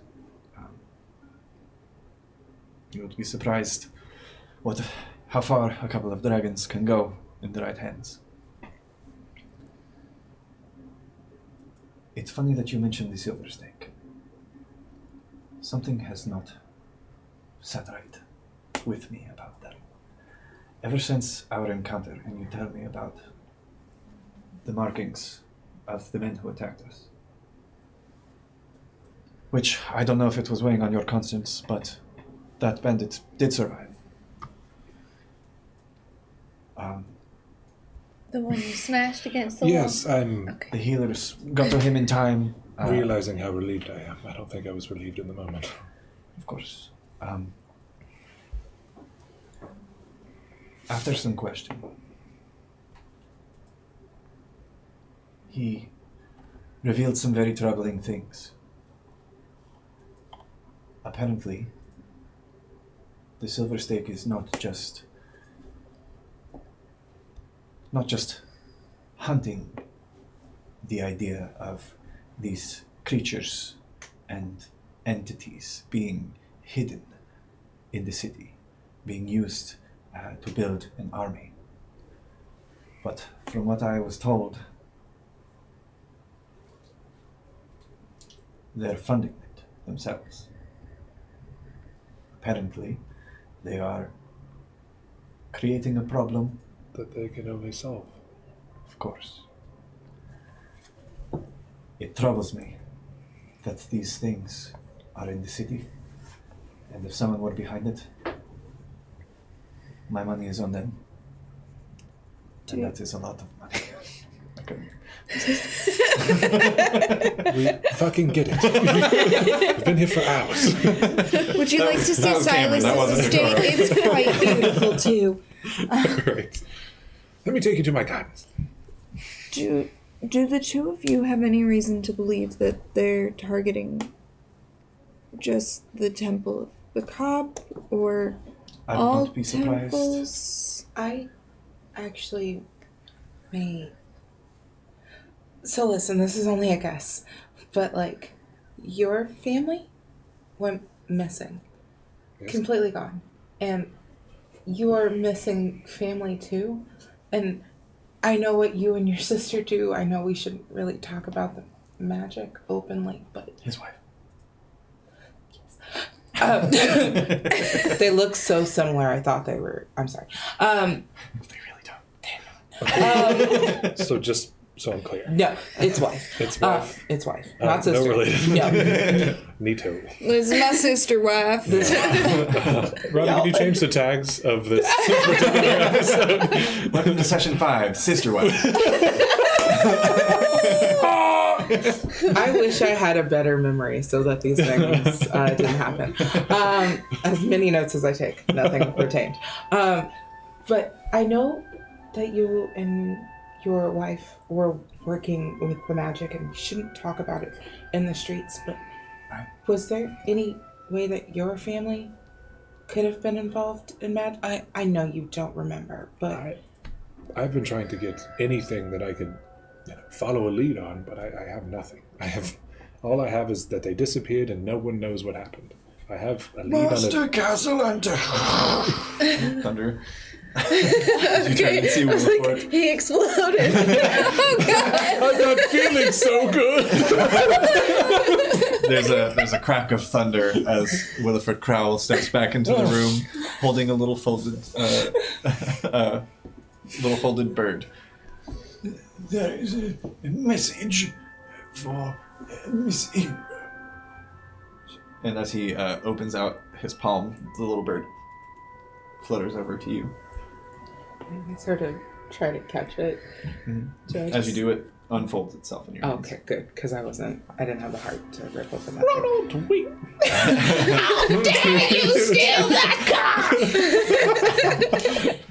Whoa. Yeah. You can't recite the whole rap. I don't know. Something happened. We were watching. well. I'm sorry. Brief aside here. Into the aside graphic. Last night, Sam and I watched Hot Fuzz. It was her first time watching it all the way through. Did you get all the way through? And Yes. there's a part where the dude who plays Filch in Walder Frey is that farmer. And I was like, oh, it's Filch. And she didn't know who I was talking about. And I was so broken. They all listen. In both movies, in both Harry Potter and in Hot Fuzz, everybody just has weird, nonsensical names.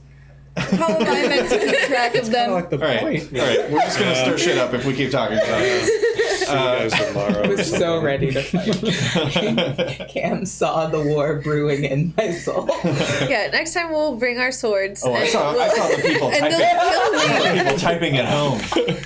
How dare you? I'm just bad at movies. I'm sorry. You receive a letter. That says, Stop! It can't be stopped. He had a seltzer. It says, ooh. You can't stop. That's all I it when it's imagine is outside. like it actually typed out. It says, ooh. It says, "Erp." No, it reads, and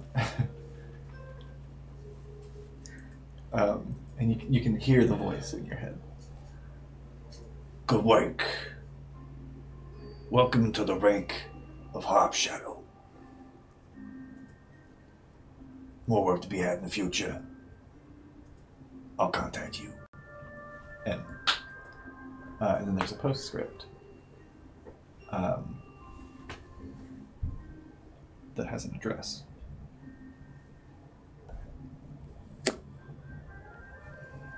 Where do we gotta go?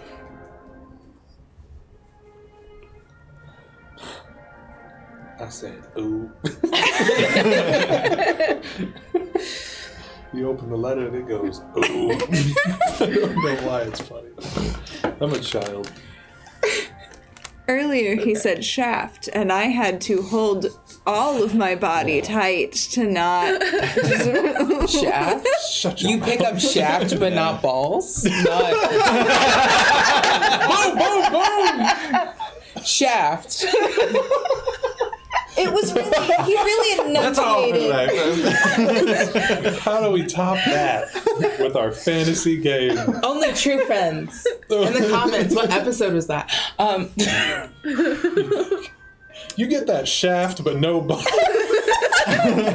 No. It was Swear to because- God, if that's a clip. Clip. What do you mean? He said like it was because there were like a lot of words to describe the shaft, and I was just like, no, no. We just got here. We can't do It's this. the build up to the shaft, really, that makes it the worst. It says 519 Street of Sales. Sales, S-A-I-L-S. Okay. Castle Ward. I sort of.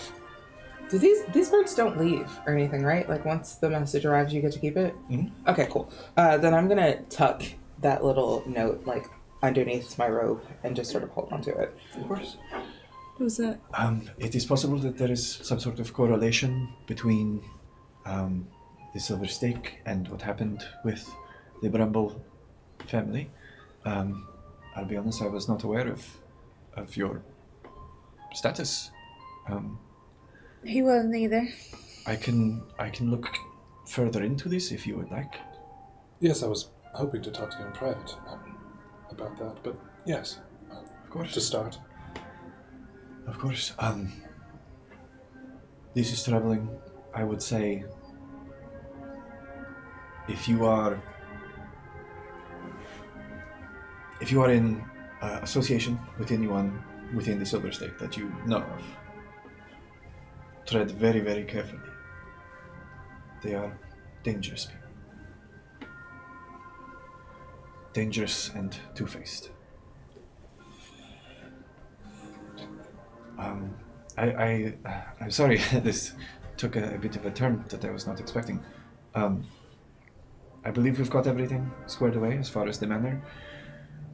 Do you have any questions for me about anything else? I can't think of anything. Unless these lot. Well, I mean, did you still want to speak Yeah. in private with? We can go Yes, back to we the can nook, or Yeah, we Talk. can. Yeah, if you of want I more. should put this book back in the library. Right, yeah. Willifer can take care of that. Yes, I'll take that for you. We can still go enjoy the library, or the gardens are really lovely. We could. Yeah, just because Yes, please, take a stroll through the butterfly gardens. I would love to. Just come and grab us when you're ready. Yes, of course, yes. All right. And I will ask Taylor, do you want everybody to... No. Okay. Okay. That's, you probably could have picked 3 things and would have gotten it. We're gonna know. I have this lump. Would you? Yeah. How can I help you? It's come to my attention, whether I do it or not, that I cannot and have not retained my memories since a couple of days ago. People keep telling me that the family disappeared, and I have no idea what they're talking about. And you've done so much already, and I would plan before anything in my life to pay you back.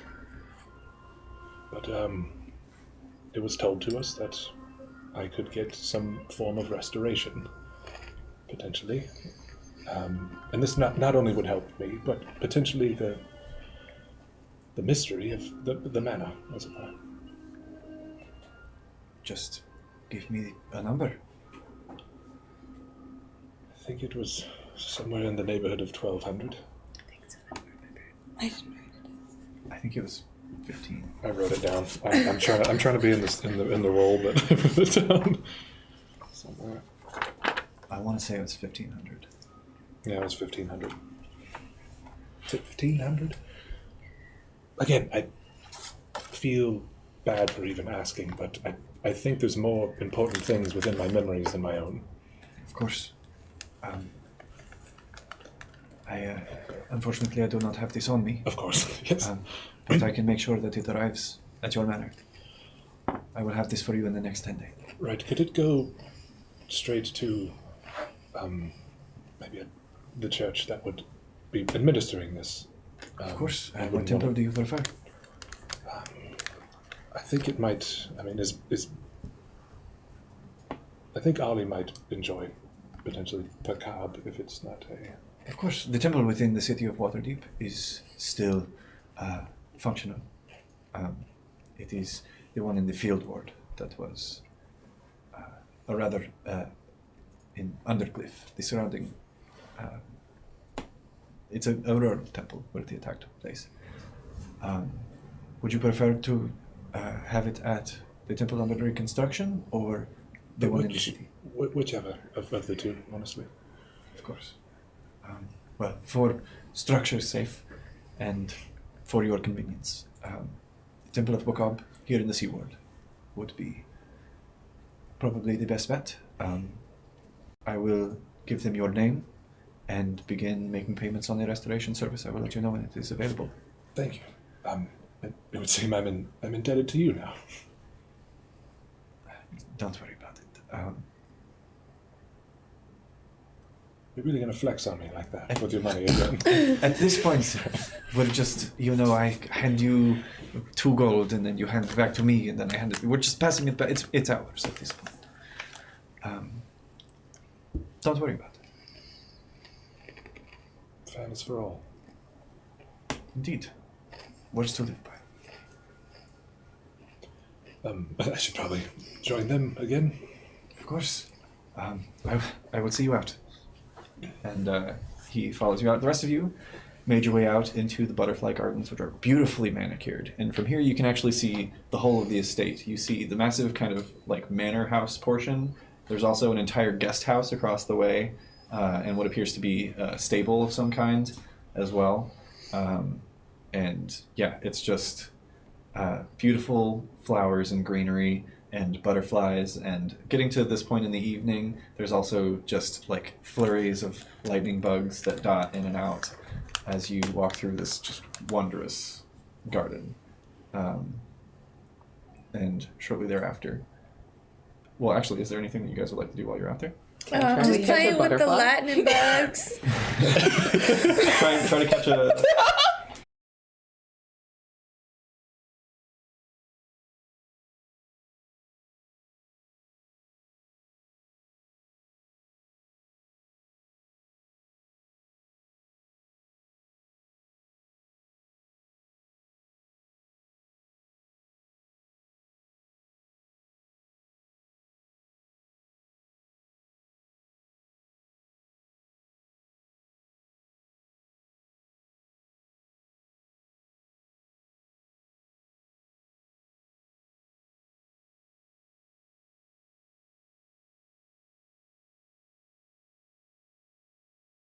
I'm going to check host. Could you set to tech diff? Or Welcome Dr. back. Cameron? I got to check host. Sorry about that, everybody. We had a little internet issue, but we're back. If anybody wants to let us know the last thing that you heard in the chat, that would help us out immensely. I don't think we missed What do too you much, know? probably. What did you see? Probably just the butterfly, right? Probably. I mean, think if that's only a nat 20 is all you missed. All good. All good. It actually just resumed. I didn't have to restart. Oh, beautiful. They heard me say I'm just playing with the lightning bugs. Okay, beautiful. So, yeah, we only lost a little bit there, thankfully. Ollie desired to catch a butterfly for the child who touched her mate. Elzarina is her name. And her hands were guided by the divine as she rolled a natural 20 survival check to hunt a butterfly. Which you now have in your possession. So I have this little box that normally holds like this little golden circle of macabre that I sort of keep along with me. I'm going to try to very gently get the butterfly into that box without harming it. Yeah, easy enough. Okay. You do so. And do you actually want to describe to us what the butterfly looks like? If it was guided by the divine, it's probably like this very pretty, shimmery, sort of like almost like holographic blue wings with this like gold lining on the tips, with these like very, very pretty, like silvery body. Absolutely. Hell yeah. And I'm gonna slip it into that little box and I'm gonna hold on to it for a little bit. Ollie? Hey, sorry to interrupt.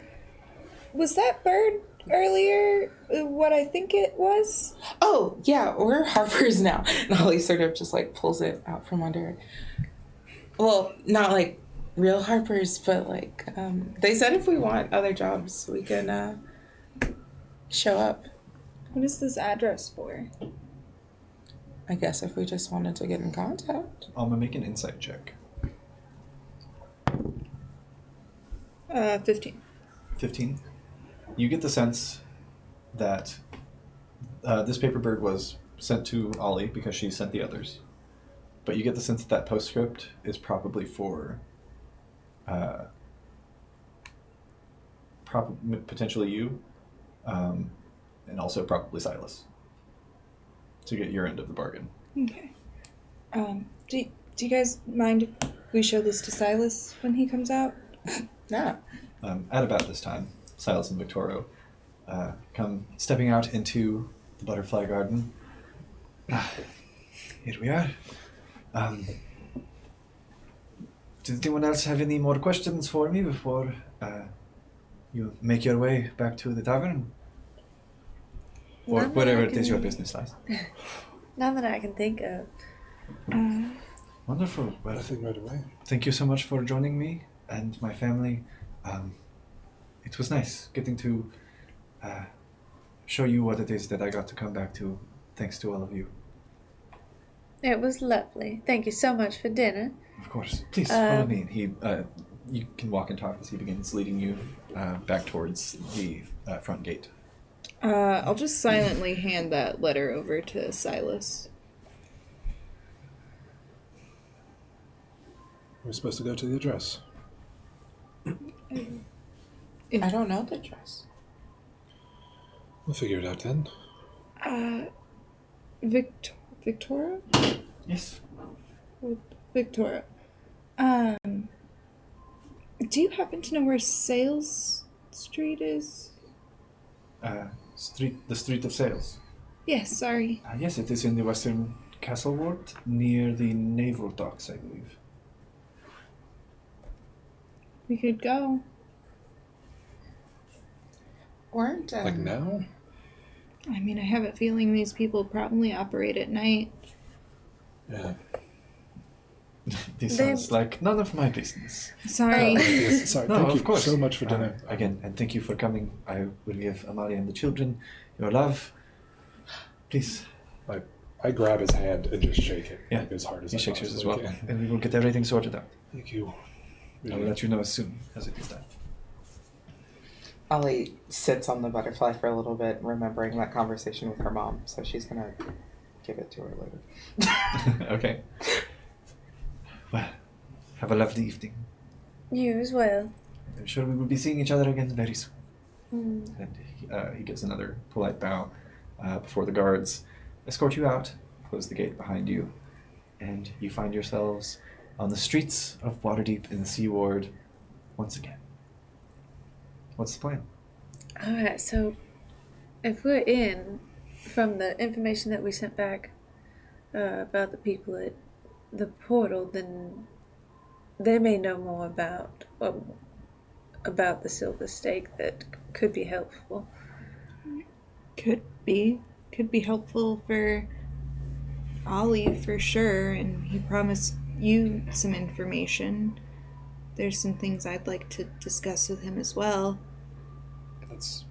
I'm sure we're gonna find out at some point that something horrible that happened to you was also the Silver Stake at this rate. Yeah, why not? At the rate that we're going.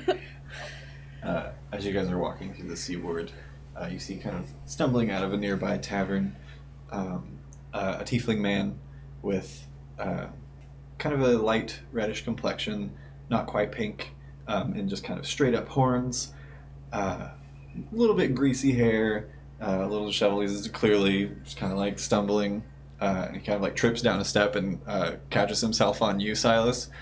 Oh, sorry about that, man. You're fine. You need some water or something? No, I got plenty to drink in there just now. But thanks, though. Hey, you look familiar. You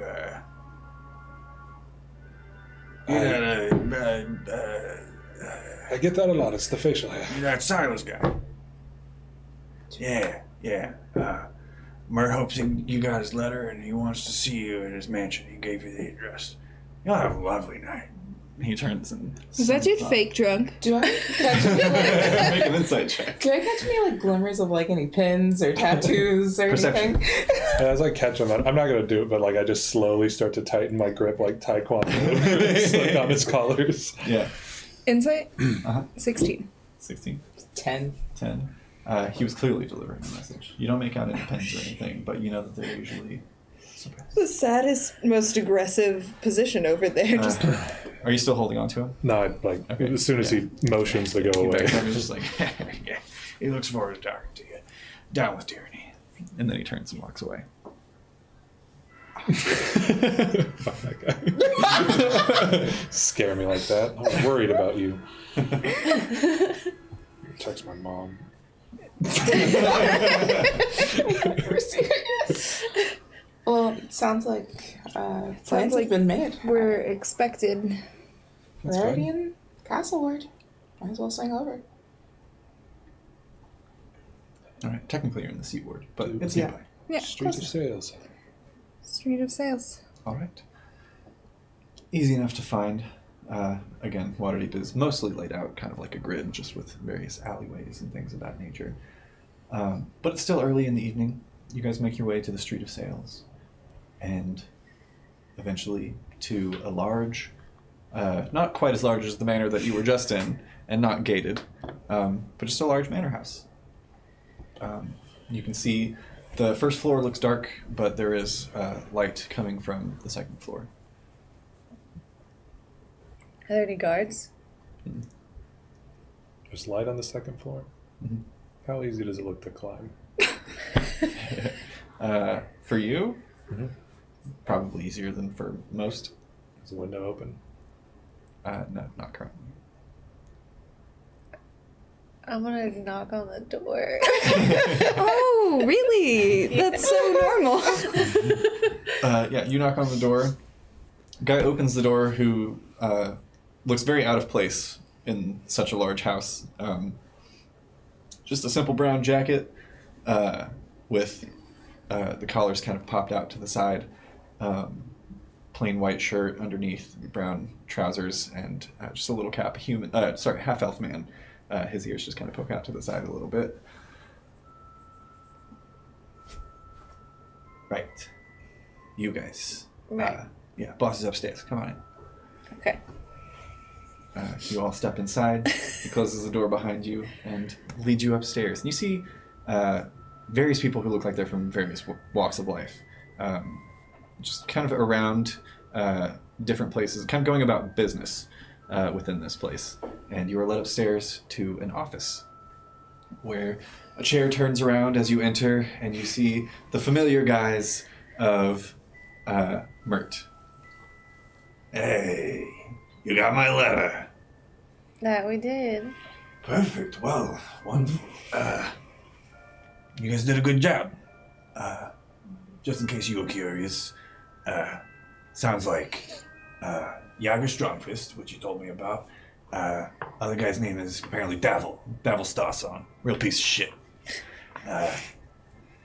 Apparently does his business in broad daylight, sitting in the portal, and, is making deals and doing all kinds of shady shit in there. Who knows? But good work getting that information, and thank you for finding Maxine for me. I believe I have a part of the bargain to hold up. Yes. You want your friends here for this, or you want to do this in private? Um, I'm not trying to pressure you.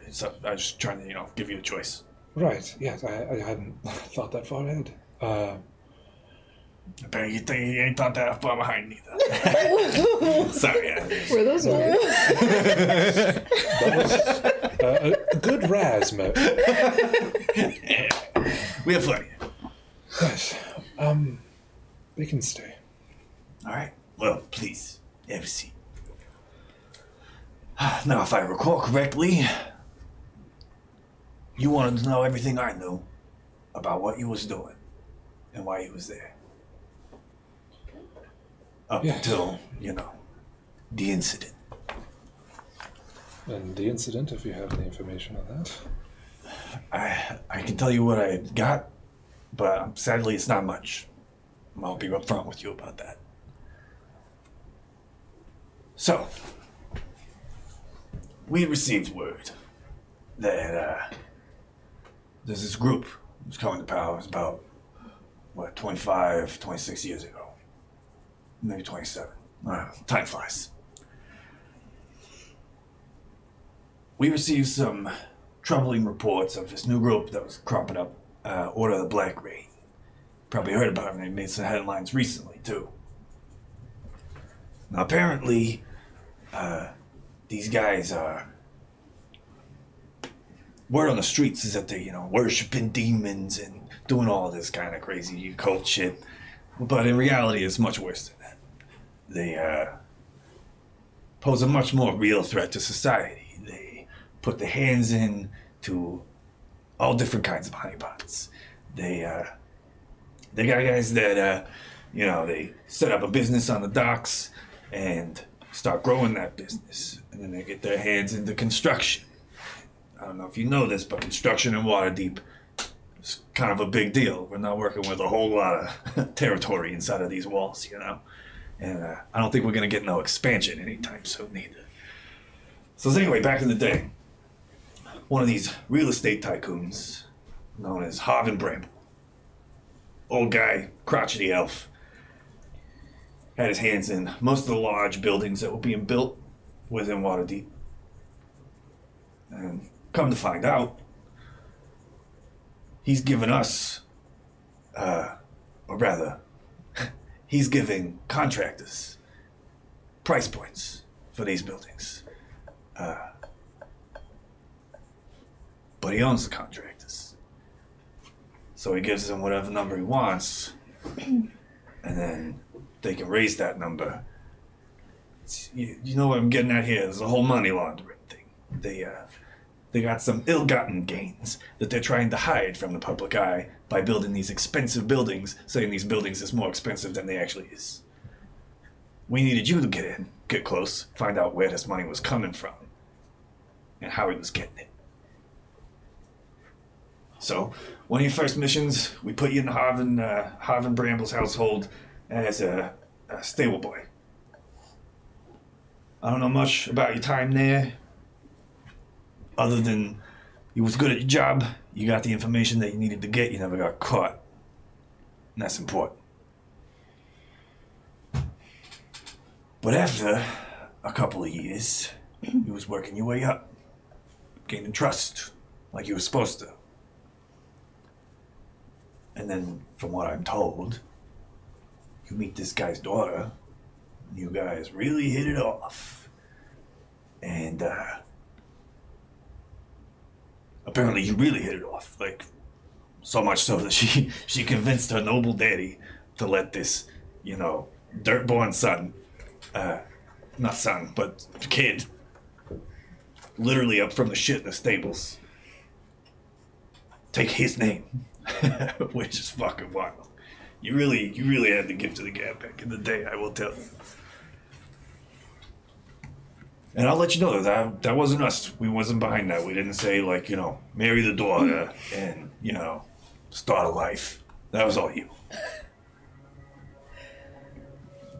It was actually a 10-day away. We had a meeting. And I was going to ask you, but it's since come to light that you probably ain't got the information that I'm looking for. But I'm about 90% certain that you was going to turn in your pin at that meeting. And then poof. All of you gone. The wife, the kids, you, the dad. Well, he was left behind. Not around at the time. I have my suspicions. I think he might have been behind it. I think he might have had something to do with it. He wasn't in town when it goes down. His entire fucking family, all of his servants, all of their kids, they all go fucking missing. He's the only one left behind, conveniently out of town on business. Sounds like a lot of trash to me. What did I find when I was working there?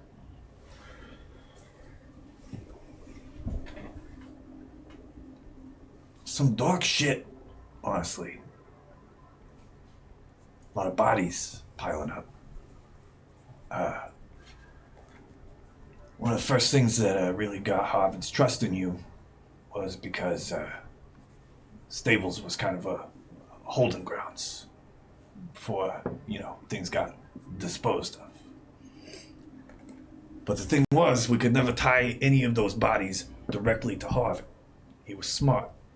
He never had a direct hand in anything that was going on below him. He had, captains. Captains got, they own little teams, squads, we call them. They do the dirty work. But way the code legal's written in Waterdeep, you can't try a group. Only individuals. So there was no way to take it down. And that's what we was working on. Because this was a very powerful man becoming much more powerful with means that weren't the most moral, let's say. Did I have children? One that I know of.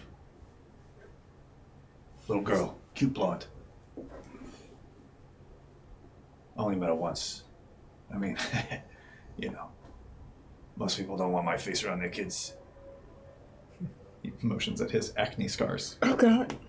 He's a frightening looking man. He's like fully like alopecia bald, and just like scarred face. Sweet girl. I was real cut up when I heard about what happened to you all. It may not sound like it because, I'm still in the business and, it's what I do. But I was proud of you. I thought you was gonna really get out. Make a name for yourself elsewhere. I knew you had it in you. But then you was all gone. So, I'm just confused about if anyone that knows anything about it, for some reason, thinks that this Harvin Bramble has something to do with the disappearance of his family, but then once they're gone, he just decides to waste away. Did something, did he have a plan but it went wrong? Or why would he just give up if that was something that he wanted? Yeah, that's something I've had an issue with as well. Makes me think maybe... He made a deal. Maybe. Do you remember or maybe that a night? deal was made in his stead. And then he was removed from the equation so that it could be carried out. I don't know. Were you in the area the night that it happened? Yeah, that's 2 blocks over. Was there any sort of strange weather patterns happening? Now that you mention it, yeah. I was tailing this noble. We, had suspicions that he was involved in Black Rain as well. Fucking lost him that night. Worst fog I ever seen in Waterdeep. It was nuts. You were in the fog. Yeah. I mean, he went into it and I lost sight of him. And then I think it was maybe 15, maybe about 15 minutes later, it thinned out a bit. Just irregular mist. And you were still where you started. Yeah. Couldn't find that fucking noble anywhere, though. Which Who? noble was it? Who was the noble? His name was, Guilford. Does his name ring a bell at all? Make a history check.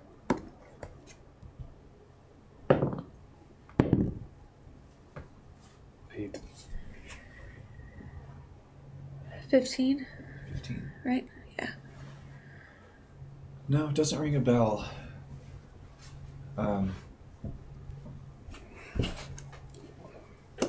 Not anyone that you've heard of before, but you're still relatively new to Waterdeep. Yeah, Willem Guilford. And he's never returned. No, you went missing that night. Was there anyone else other than him and the Bramble family that went missing that night? Well, yeah, it was Bramble family. It was all the servants that worked for the Bramble family. Their stable boys, butlers, all the people that stayed. Pretty much anybody that was in that building has lived there. Was there anyone that visited that evening and left?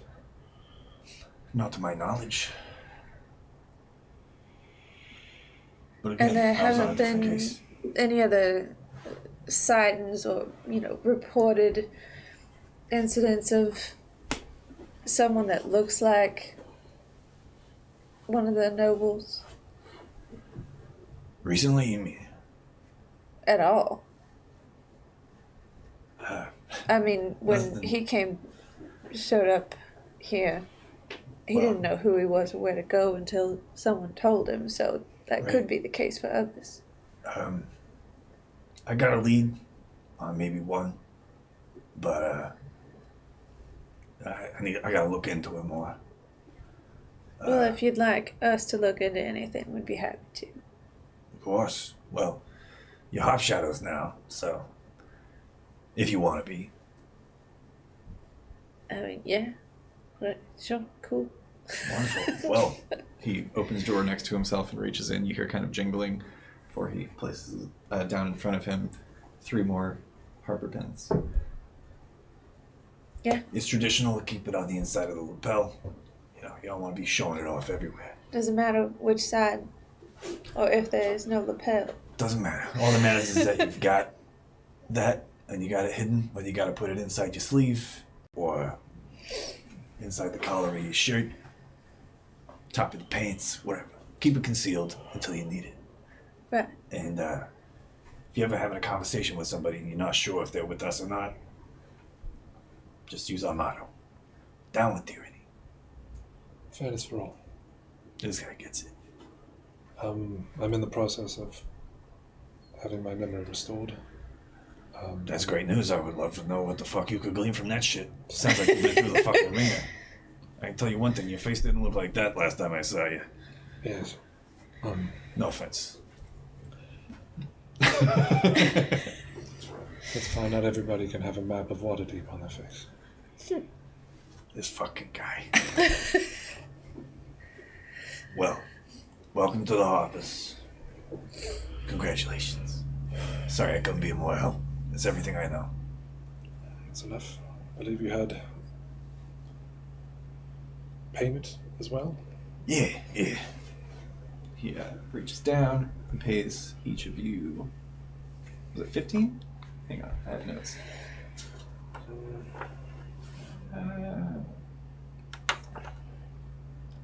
I didn't write totals on these last 3. Yes, 15. Perfect. Yeah, he hands you each 15 gold each for a job well done. And a horse fat. Jolly good. Right? One Good show. talking horse. Yes.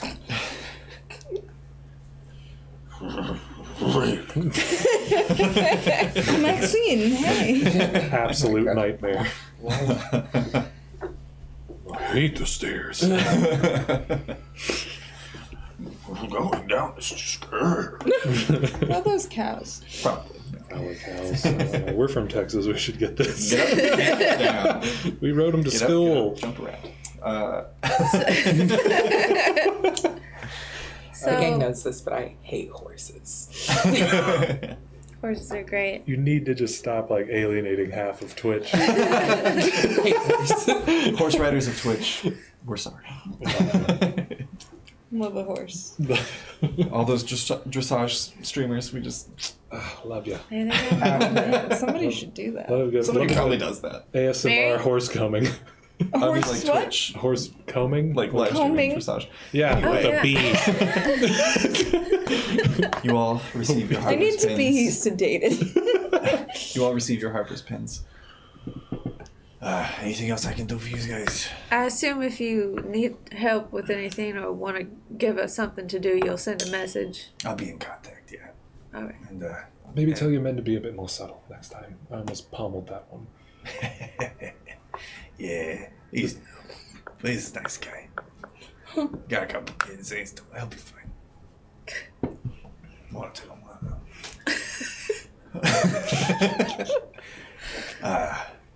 Anything else I can do for you guys? I think that's all for now. All right.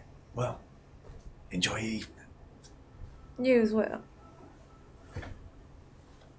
And you all stand and begin exiting Mertz Manor. You lock arms. We and you do we hop- skip down the skip down the stairs? stairs. We always Very move dangerous. around this way. Yeah. We don't even make room for each other. We go through No. doorways 4 wide. We take the doorway with us. Alma, make an insight check. Uh-oh.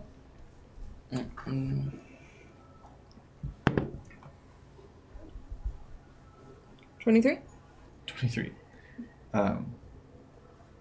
Yeah, he kind of gives you a knowing look as you're all exiting the room, and just the most subtle wink as the door closes behind you.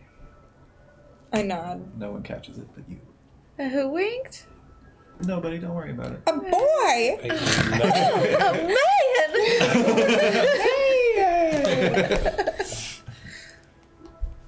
So, as you all begin making your way out of Mertz Manor and back out into the streets of Waterdeep towards your home at Troll Skull Manor, that's where we're going to end tonight's episode. of Arcanarama. But first, we have a giveaway to give away.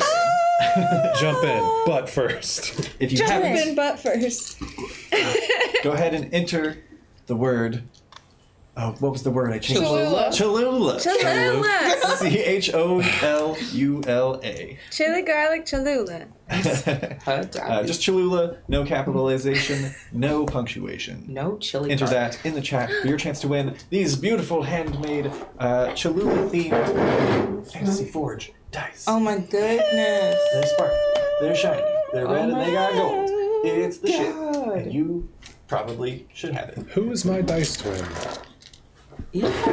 Eric is your dice twin. Ephraim is your Is it? dice twin. Yeah, remember? Oh, it hey, was his Eric. birthday and it was That's right, magical yeah. And he miracle. wanted them. Yeah, because the first week was just Fantasy Forge dice, and then it was Size. That's right. I kept thinking I was I think first. that was like, who was Avenging Penguin. Ooh, Penguin. do you have the ones that we're doing next week? I do. As a teaser? that? Oh. After we give these ones away, I will show you guys next week's Oh, they're a little bit off. set.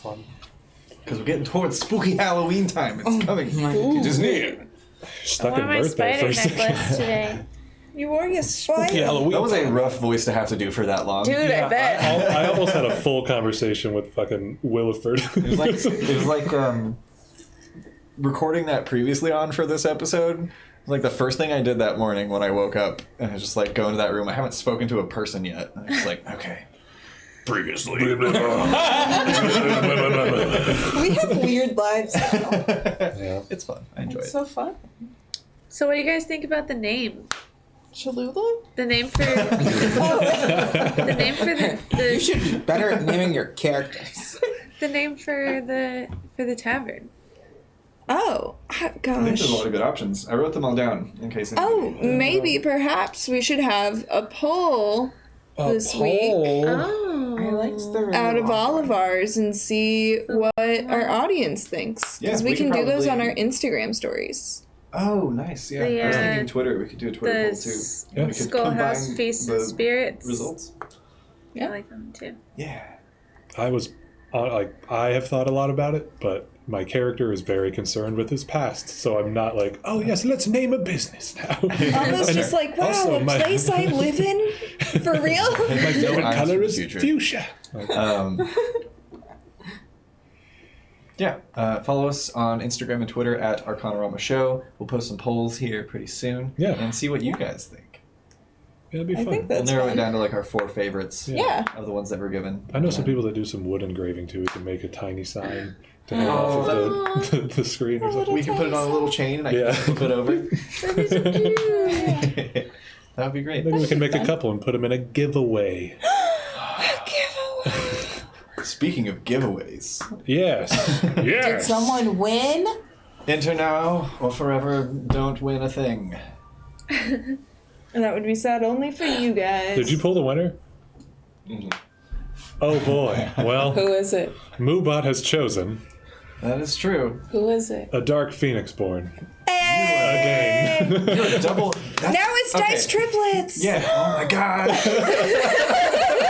And then it's quadruplets if you include the actual twin. Yeah. Oh my god, yeah. Include your twin. But your twin. That's so crazy. Congratulations. Oh my god. Thanks everybody for entering. Next week, as we approach the spooky times. The spooky times. Because next week is the 26th of October. And then after that is going to be the 30th, which we are going to stream, and we are going to be in costume. At least I am. We had some kind of We're going to costume. be giving away these lovely Candy Corn Fantasy Forge dice. These It is are so Candy Corn beautiful. themed, and I really like the D6. It is absolutely gorgeous. Let me see. You can see through it. Have those and it's been got- painted yet? No, I have not painted the number on these. There is currently a video on youtube.com/fantasyforgeart where you can watch me actually pour and make these dice. You can watch the whole process of how I did it and learn how to do it yourself. And there's also a poll because literally today, I unlocked community posts on my YouTube channel, which is cool. So I posted a poll that you can vote on what color you want the numbers to be painted. Yeah. So if you're planning on winning them, you could have a say. Yeah, a Dark Phoenix Born, you should probably go vote in that poll. You're a lucky There's like a 1 in 5 chance that you're going to win these again next week. That's the thing is we keep asking people to tell their friends, but that's ruining their chances of winning. Add to the pool. I mean, More clearly, people get there's still a into it. 20% chance of winning every time we do a giveaway at this Yeah. point in Pretty time. much, yeah. And that's a pretty high percentage. So yeah, next week is going to be the Candy Corn Dice. Congratulations to a Dark Phoenix Born again. Also, there's a link on our Twitch page to our Discord.